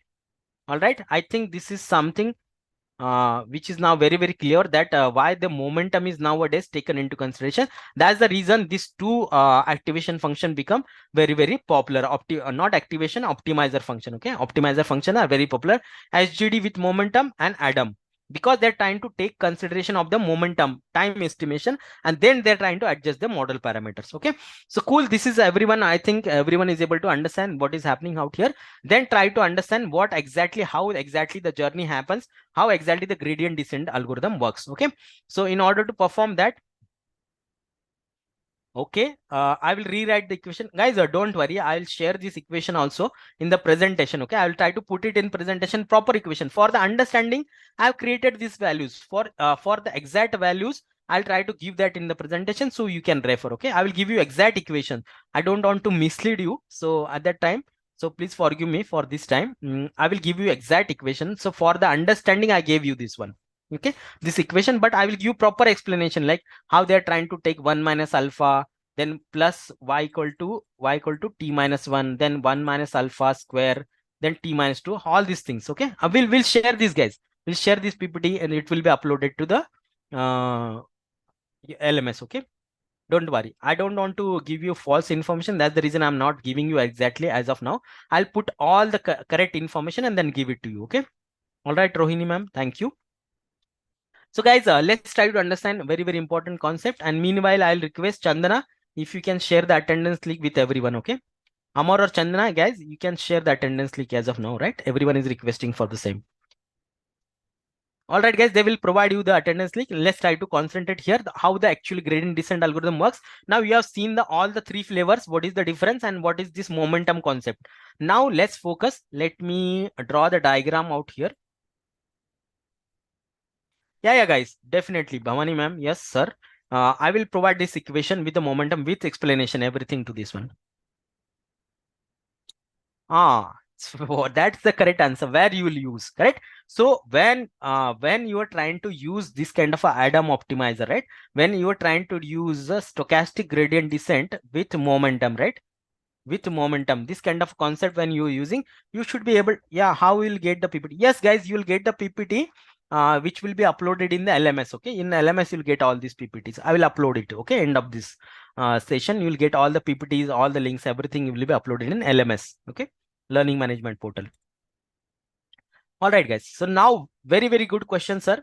Wasim Akram sir, thank you for asking this one. So where you will visit, right? What is the use of this concept? Now whenever you try to solve any business use case, right? Any business use case, at that time when you try to solve the business use case, you will get, ma'am, once you register, I think you should refer to the day one presentation where Chandana took you through the LMS and all, so you'll get the access. You can register on the website also, you'll get the access. If you're not getting access, please write back to the colleagues Amar and Chandan, they will give you the access. Okay, Jyoti ma'am, thank you. So business use case, let's imagine whatever the business use case you are solving at that time, you are trying to predict something which is a sequential data, right? Sequential data means time series related data, right? Time series related data. Let's imagine you want to predict the stock prices. Let's imagine you want to predict the sales, right? So here, everywhere you require something called as related to the timestamp, right? Timestamps matters a lot, right? Let it be a future weather prediction, right? So future prediction. Yeah, ma'am, don't worry, you'll get LMS access. You get back to contact with the team. Okay, this technical team will help you with this one. Don't worry. You can speak to Amar and you can speak to Chandana. You'll get the LMS access. All right, guys. So that's the reason. Okay, so just to tell you that whenever we're trying to solve any kind of a business use case, at that time, for that business use case, we need to understand which one should be the optimizer I'll be using. At that time, you should be able to understand if you're yeah, guys, you'll get the link. Amar and Chandana, guys, please can you share the link? Everyone is asking for the same. Yeah. So guys, I have told them they will share the link. Okay. Amar has shared the link, guys. Okay. Please follow that link in the chat box. Is the same link for the attendance and the feedback as well. Okay. So guys, let's try to understand in short to give you the answer as per the data pattern, as per the business case which you are trying to solve out here. You will be able to understand which one optimizer I'll be using. Okay. So let's try to understand guys how the gradient descent algorithm works, right? Gradient descent. Now guys, this gradient descent, why this word term has called the gradient and the descent, that first you should be able to understand why they are calling as a gradient descent. Descent means guys something called as slope, coming down. Descent means coming down.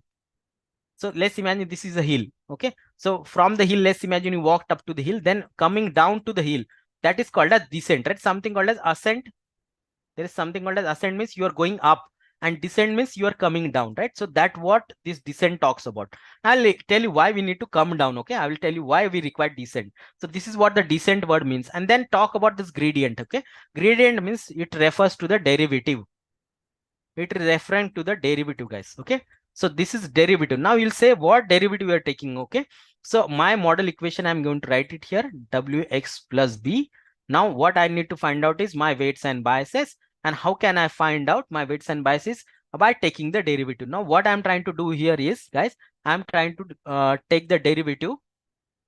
Okay, so this equation, when I'm trying to find out these values by using the derivative, what derivative I'll be taking? Derivative of loss function with respect to the weight and derivative of loss function with respect to the biases. So these are the two derivatives which I will be taking here in order to find out the optimal value of weights and similarly the biases. So that's the reason it is called as gradient. Since I am taking the partial derivative, I am not taking single derivative, I am taking partial derivative. Derivative with respect to weight, derivative of loss function with respect to bias. Because what is my main aim? My main aim is to make the loss equals to 0, right? Approximately equals to 0. So in order to make that, I'm trying to take the derivatives. So that derivative is called as gradient.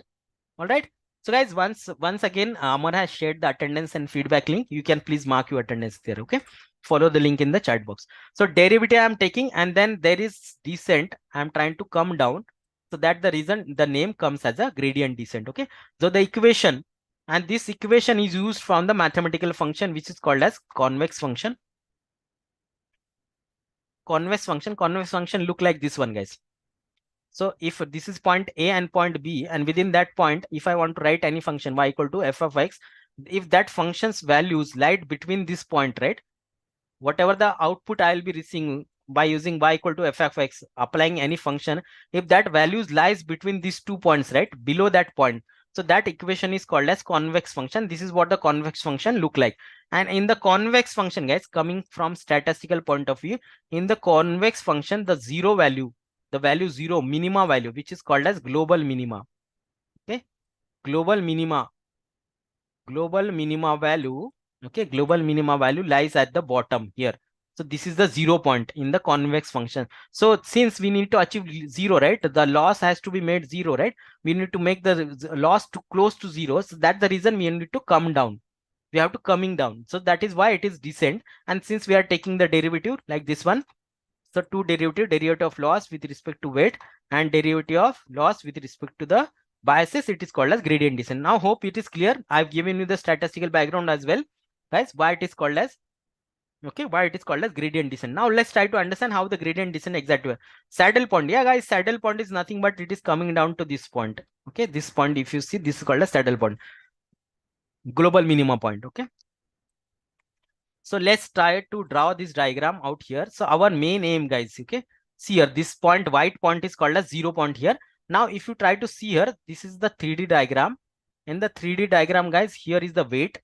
Okay, so W, here is the biases B. Okay, and here is the error, loss, error or loss, you can say. Okay, so loss. Now what I have to do, if this loss, I have to bring it to the scale of 0. If you try to achieve, if you try to see this one scale, this is 0 point.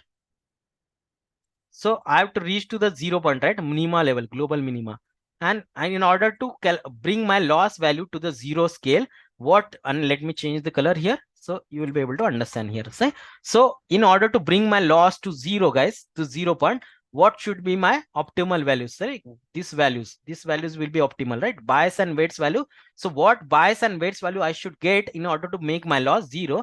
So this is what the equation talks about. So on x-axis there will be bias, on this is x-axis, this is y-axis, and let's imagine this is z-axis. Okay, so this is bias, this is weights, and this is my loss, and I need to make my loss to the 0 point. Okay, how? And now apply the convex function. So this is my convex function, right? U-shape convex function. So let's apply this convex function out here. So this is how the things will start, and let me write down y equal to wx plus b. Okay, this model equation out here. Now guys, what I have to start? I will start random, right? I will start random now. So here, this is the random point, right? Because initially we don't know the value of W and V, we took it random values, right? So this random I will call as AK, point AK. Let's call this point as AK, right? This is the random value I started. And then let's imagine I took the random value. For this point AK, I need to understand what is the value of B and what is the value of W. Then I took, let's imagine I took the value of W and B, and then I input it into the X. Let's say the W will be like 0.3 plus x into multiply by x plus something called as 0.1, and this way I'll try to calculate something called as my, let's imagine we are trying to predict BMI. So I came up to 25, but my actual is 30. So now I will calculate the loss, 25 minus 30, which is my 5. So this is what we have reached now. Okay, now the backward propagation is going to start, guys. Now the backward propagation going to start. Now I need to make sure that whatever the difference I getting here, the 5, I need to make that difference close to 0. So this is what the learning will start. Now the learning is going to start, and you can choose any of the optimizer in order to optimize the value of W and B. Okay, how the equation gonna start? Now we have to plot this equation here. So I have to whatever the value I randomly took here, AK, it is not able to give me the exact value. Okay, exact value of the reality. That's the reason I need to find out the next values. Okay, feedback link not opening. So maybe Amar, please try to look into it. Some people are saying feedback link is not opening. So guys, it should open, right? So it should open for everyone. If it's not, then maybe Amar will try to help you. Okay, ping him, ping the Amar and Chandana, they will help you. All right, guys. So let's try to understand here what is happening out here. Now I started here. Let me change the color now, so it will become very clear for you guys now what is happening. So we started with this AK point, but now I found that my loss is 5 now. So what is the equation for which, using which I will be able to calculate my new values? Okay, let me write. It's working. Check the browser cookies. Okay, Dharam Kumar sir, thank you. Yeah, guys, ma'am, Krishna Veni Erla ma'am, sir. Okay, we'll send the feedback link. Okay, my colleague will share again and again. After 10 minutes, again they will share. Okay, every 10 minutes they will share the link with you. Don't worry, guys. Okay, Amar and Chandana, please keep on sharing this link. Okay, after 10 minutes. So guys, Wasim Akram sir, the optimizer is to help you to find out the value of this W and B. That's the reason we are using optimizer. Optimizer will make sure that we are trying to optimize our loss to the 0. Okay, that is the reason we are using this optimizers. And optimizers are the one like this gradient descent which we are talking about, right? Working of the gradient descent. They will help you to achieve the exact optimal value of W and B. Okay. Now let me write out the formula, how the new values will be calculated, right? So the new weights Wn will be calculated using the old weight Wb minus eta, kind of a learning rate, into derivative of loss with respect to biases. So same equation will be, sorry, not biases. So it will be like weight, okay, here. So Wb. So this is the equation which we'll be using, guys. By using this equation, we'll try to find out the new weights. So guys, best optimizer is you go for SGD, stochastic gradient descent with momentum, or ADAM. So these are the popular one. These are proved hence and forth. Every research paper, popular research paper are using this one because they are very good when it comes to the handling the regulation technique and handling the overfitting, and also for the purpose of the exploding and vanishing gradient problems. Okay, so guys, let's try to concentrate for 5 minutes what is going to happen out here, and let me rub few things here. This is the formula which I have written here. Okay, this is the equation which we're going to follow out here, and let's try to understand how the things will work out here. Okay, so we were able to understand that.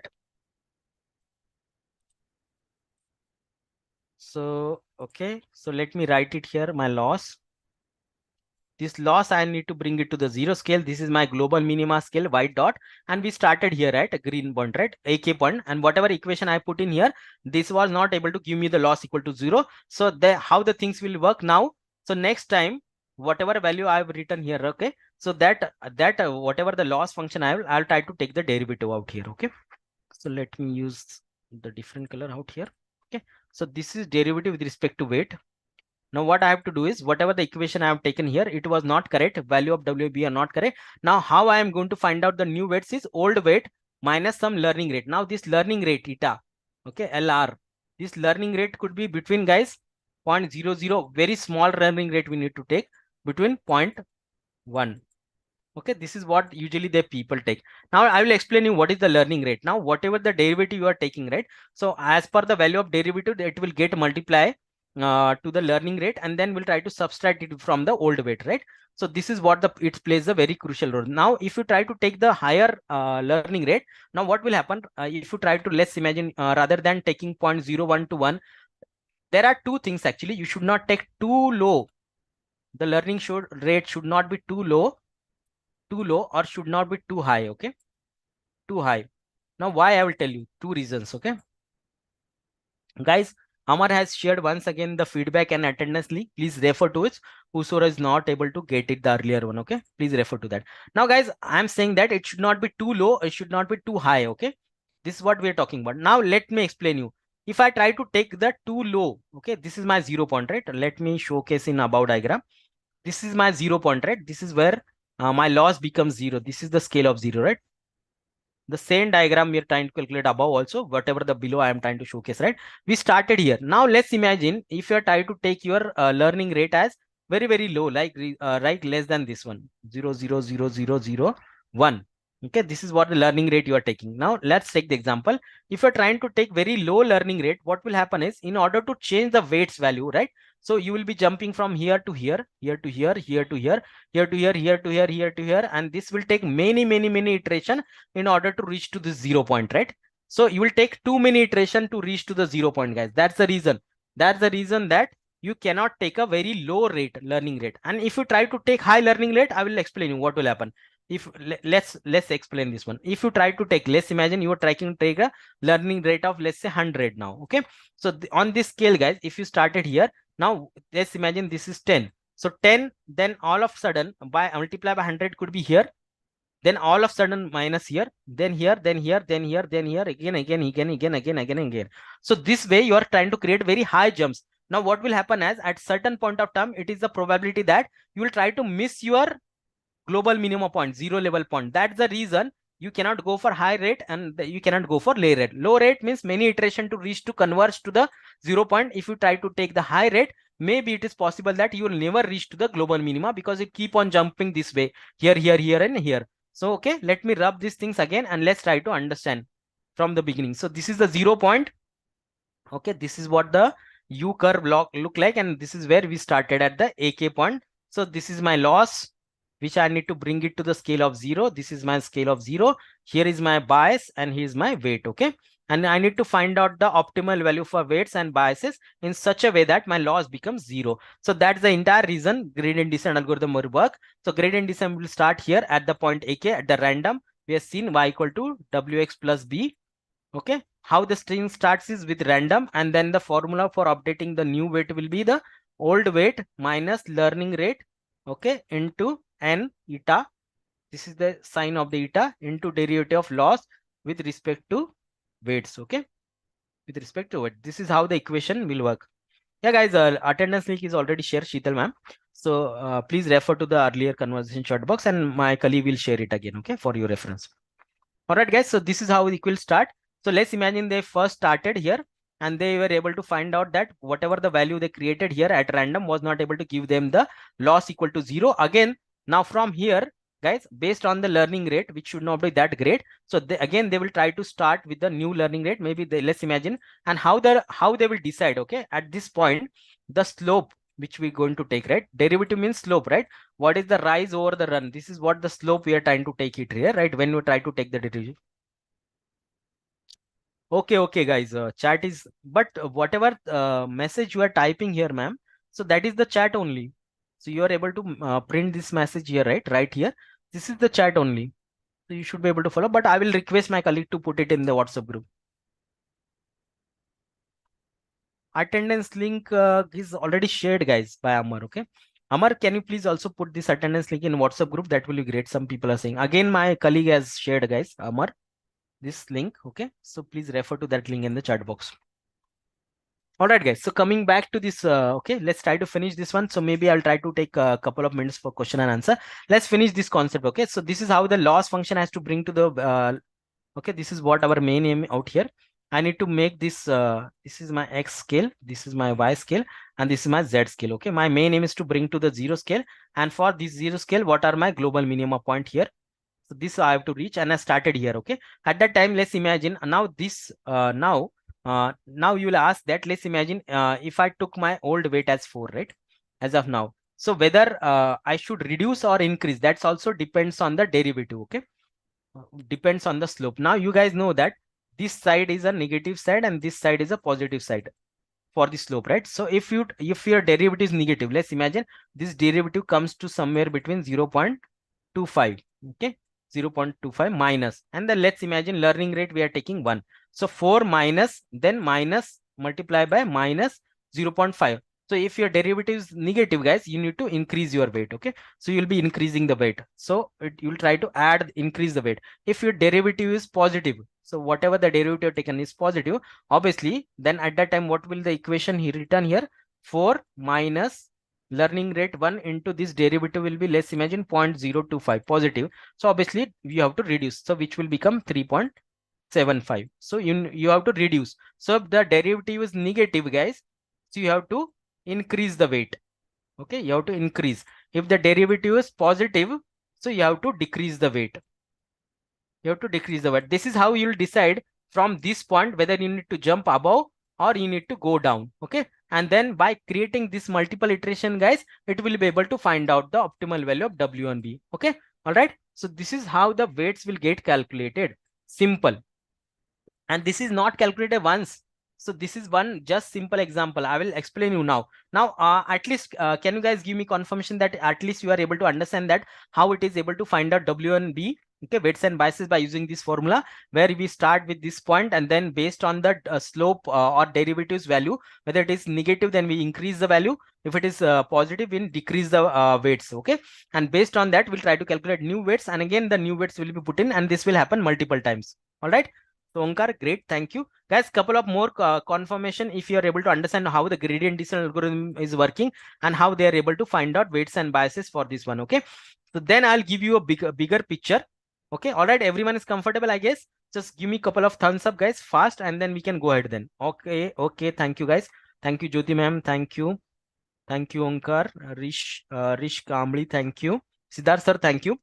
Okay, so let me rub these things. Now come back and fit this thing to our real picture. Okay, how the things are happening actually. Dr. Ganesh sir, thank you. Now we have understood. Now what is back propagation? Okay, what is back propagation? So back propagation. Okay, user, thank you, sir. Now guys, try to understand now what is happening in the back propagation. Okay, now is the real challenge where you will be able to understand that what is back propagation happening. We've seen that we are able to pass here the age. If I want to predict the BMI, right? If I try to predict the BMI, I'm passing age here, I'm passing height here, I'm passing weight here, okay? And this is what the information happens. We try to multiply by different weightages out here, and then it will go into the hidden layer. That will generate the output, and this is why the prediction will happen. So once we get the prediction, I will calculate the loss. If lot is not equal to 0, now the back propagation start, okay?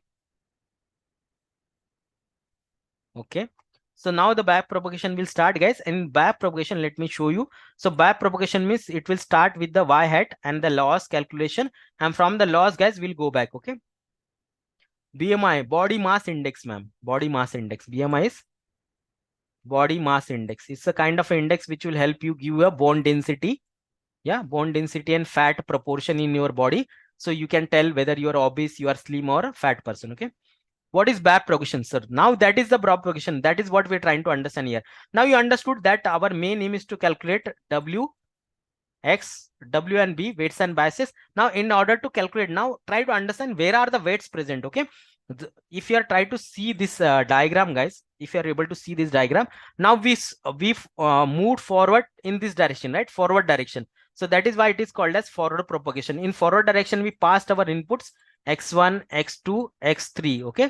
So here we passed our age, we passed our height, we passed our weight value, right? So that getting multiplied here. Yeah, Prasad sir, yes, you'll get the attendance link. My colleague Amar will share once again, okay?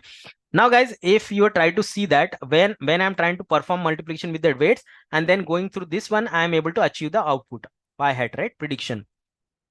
Yeah guys, Amar has shared the attendance link once again, okay?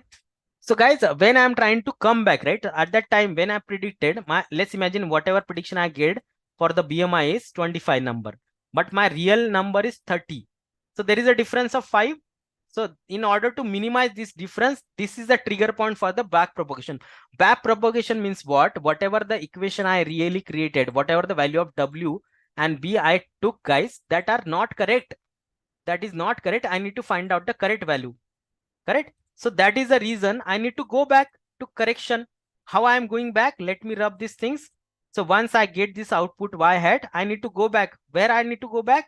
I need to go back to all the cells. I need to revisit. So my journey starts backward this way, this direction, till the time I start from my y hat loss. Then whatever the things, whatever the neurons are there present, right? I'll try to calculate everyone's value. I'll try to recalculate everyone's value. I'll try to recalculate all these weights which are present, right? Weight is not one weight. For the symbol purpose, syntactic purpose, I am trying to showcase you wx plus b. But in reality, if you try to show here, this is weight 1, this is weight 2, this is weight 3, this is weight 4, and whatever the connection you are able to see, this black connection to which these neurons are connected to each other, all those are weights. All those are weights and all those are model parameters. That is the reason you see that the people are talking about the 30 billion parameters, 7 billion parameters. That many weights and biases they have to update because they have a huge structure of the neural network. Okay, so let's make it very clear in the next diagram. Okay, this is how the back propagation will work. So once you are able to get this y hat, so whatever the y hat you have created is not equal to the actual value, means you incurred a loss and loss is not equal to 0. So whatever the direction we came here, right, till here, till the product time, we passed the input and we passed on to the hidden layer. Now I need to go back and change the values. So what values I need to change? These connection values. These connections are nothing but these are my weights. So I need to change all the weights. Weight is not one weight. Weight are all my weights, right? This is data sets I am taking. So this may be age, this may be height, this may be weight, which I am passing row by row here. And whatever the prediction I created, this 25 is not correct. I supposed to receive 30 value. So I need to go back and change all the weights value, which I took in initially. So that conversion or that correction of the weights and biases is called as back propagation. All right, sir. I think I am not able to see the chat even though I am online. Please help me with the same. Okay, ma'am, maybe you need to maybe you need to relog in that and that possible. Okay, you will be able to see. All right, guys. So you are able to understand now what is the back propagation. Back propagation means the process of updating the weights, going back from the prediction, or not exactly prediction, from the loss, right? After prediction there will be loss. So from loss I need to calculate my prediction value again I need to update this cell, again I need to go back and I need to update this cell, I need to update this cell, I need to update this cell, I need to update this cell. Again, I need to change these values until the time I reach to my input values, right? All right. So this is what, guys, this is what is called as back propagation. This is called as back propagation, means I am going back in the neural network. I am going backward and trying to update all my weightages. And what are my weightages? Which are my weightages? Weightage is not one weightages. If you try to see this connection, black connection, so this black connection, this will be weight 1, this will be weight 2, this will be weight 3, this will be weight 4, this will be weight 5, this will be weight 6, this one more weight will be there. Since this will be connected here, this will be weight 7, this will be weight 8, this will be weight 9. All right. So these many weights you have to update in order to calculate again the prediction, and in order to make your loss equal to 0. And you already know in the gradient descent, this iteration will keep on happening. So that is why we run our model for these many epochs. This is called as epochs, right? Epochs or iterations. So epochs or iteration. Why? Because in first go, our model will not be able to learn the exact value of W, X, and B, right? So weights and biases, it will take maybe 100 iteration, maybe 1000 iteration, depends, right? So you have to keep on experimenting. This is not the fixed value. So maybe you start with something called as 50 iteration, and it can go up to 1000 iteration, 10,000 iteration also. And depending on the loss value, if you are able to get the loss value very close to, let's say 0.5 or 0.1, not 5, 0.10, so maybe you can decide based on this one, okay, where to stop this kind of a epochs, or where to stop your training of the architecture, where to stop training your artificial neural network. Okay, this is the decision we need to take. I will explain you, don't worry. I'll explain you from the code point of view. I'll explain you from everything from the real point of view also. So I think now you are able to connect the dots, that whatever the weights and biases we talked about right here, how what the optimizer works upon, this is the bigger picture. This is the reason that I need to go back and check all the values and change the values. That is called as back propagation. And by using this one, we'll be able to correct out the correct value. Okay. So in back propagation also, I will explain you guys what is the chain rule and how the weights are updated using the chain rule in the tomorrow's topic. And then we'll try to talk about the problem or limitation, which is called as vanishing gradient problem and exploding gradient problem. And the last concept which we'll talk about the dropout layer tomorrow. And then I will try to create a real-time example. All right, guys. So hope you enjoyed today's session as well. So let's take a time for 2 or 3 minutes for the question and answers. If you have any questions, any doubts, anything, let me know so I can answer you accordingly.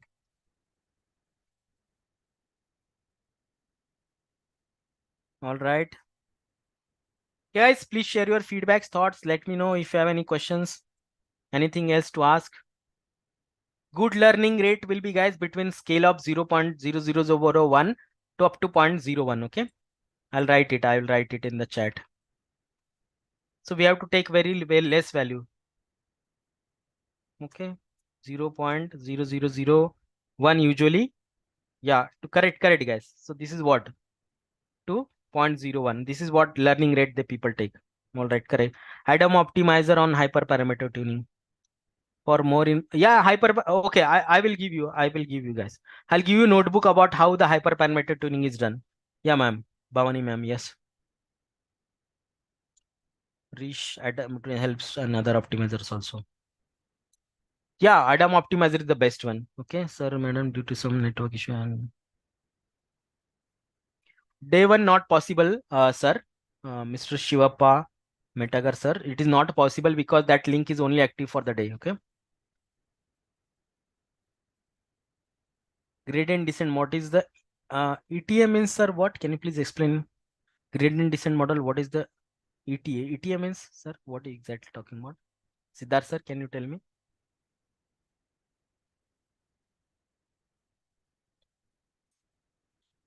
I guess you can unmute, but I don't have a control with me. Amar, can they talk? Yes, definitely they can talk. One minute, I'm just giving them the access to unmute this. Okay. Yes, participant. One-on-one, or if anybody would like to talk, yes, please go ahead. You have access to unmute yourself. Yeah, Siddharth, sir. Hi, yes, hi. Very nice presentation. There is one equation, Wn equal to W0 minus eta. into del L, del W. That Yeah, okay. so what is the role of the eta? That's what I Eta, want. eta is a The you can slope. say it's a parameter, hyperparameter, which will help you to get the value. Like you've seen, right, that curve. So in that curve, we have to reach to the 0 point. So what is the speed? You can see The it is slope. work as a slope. Yeah, slope. At what value you should go down and go up, that work is created by the eta. So that's why eta is coming into picture. So it's not hyperparameter. No, it's also a kind of a hyperparameter. You will Okay. fine tune that value also for the eta. Yeah. Okay. Thank you. Yeah, Very thank nice you, sir. presentation. Yeah, thank you, sir. Afsar Nawaz, sir, she just want to say that you have great grip on subject. I think we need to have a yeah, sir. You need to be thorough with the statistics, otherwise you will not be able to understand the background. Yes, sir, ma'am. Who's want to go next? Raghavendra, sir. Yeah, please go ahead, ma'am. Raghavendran, sir, please go ahead if you want to ask.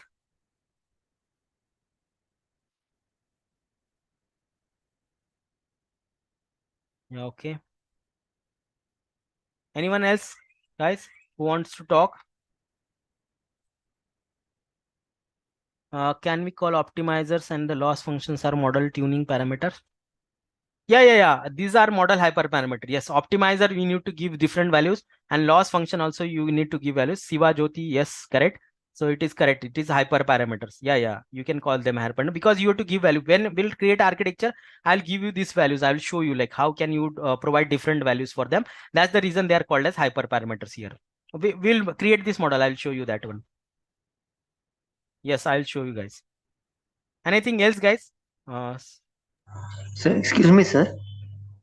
Yeah. Please go ahead. Yeah. Sir, can you tell me what are the different models which are used in deep learning, sir? Like optimizers you have studied, like. Sir, is optimizer is not a model, you can say, though it is a model gradient descent algorithm. So but we have a different 5 to 7 like which I shown you, like gradient descent, stochastic gradient descent, ADA delta. So these are the algorithm which you need to give it to the artificial neural network so that it will be able to hyperparameter, kind of a hyperparameter it will work, and will help you to find out the best values for the weights and biases. So that's how it will. When I'll show the coding, guys, this will get more clear. Don't worry. I'll show you the coding point of view also. At that time, you'll understand at the implementation. So you will be able to connect the dot, like how these optimizers are used in the artificial neural network, what the role they are playing inside that. Okay. So it will become more clear at that time. Okay, sir. Thank you, sir. Okay. Thank you. All right, guys. Then if there are no more questions, actually, I'm getting late for one more meeting. So maybe we can continue our discussion tomorrow as well. Practical intuition, yes, I will tell you guys. Omkar, yes. Omkar Dinky, yes, I'll give you. You told the momentum depends on the temporal history of the data and what is it is used for. No, not in time series. Even for calculating all the bias and parameters also it is possible.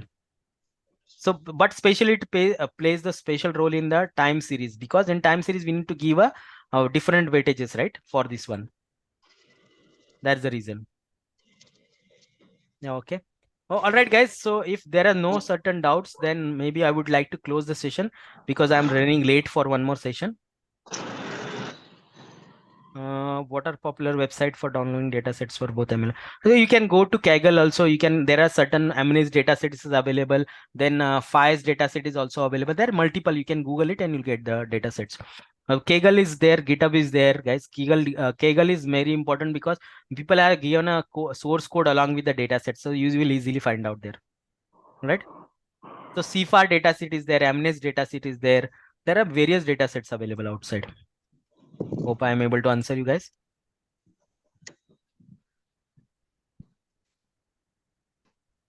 Yeah, Surendra Kumar, I think I answered your question. All right, guys. So yeah, I will give you a reference. I'll give you references, even books and some websites also give you where you can find. Yeah, okay. Okay, guys, thank you very much. Thanks for your kind words then. And see you tomorrow. If you have any pending question, you can ask tomorrow also. I will give you the time, proper time. Don't worry. So since I'm running late, I would like to close from my end. So Amar, if you have anything you can share, and then we can close the meeting. Yeah, definitely, sure. Thank you. So dear participants, couple of times I shared the attendance link. I'm sharing once again with you. So make sure that you are submitting your attendance and feedback form because 60% attendance is mandatory to receive the certificate of participation. So please, I'm requesting fill the form. I just shared the attendance link once again in the chat box.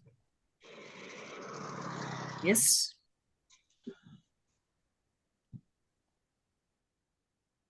You Venkata Lakshmi.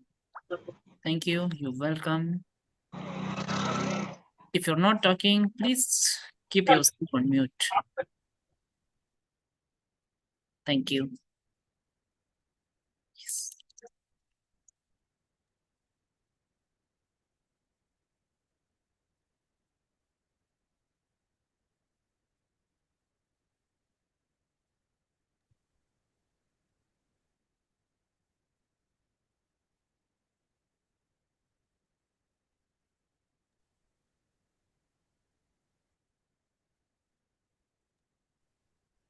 If you have any query or question, yes, please let me know in the chat box, or else you can admit yourself.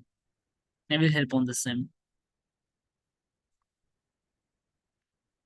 The queries regarding to the certificate, attendance, LMS, whatever you have.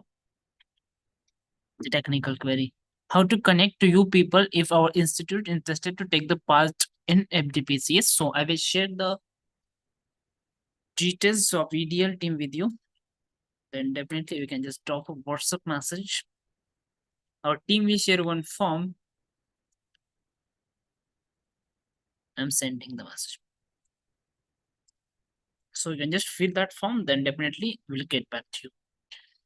So recordings of the classes are posted. Yes, the classes recordings are there over the LMS.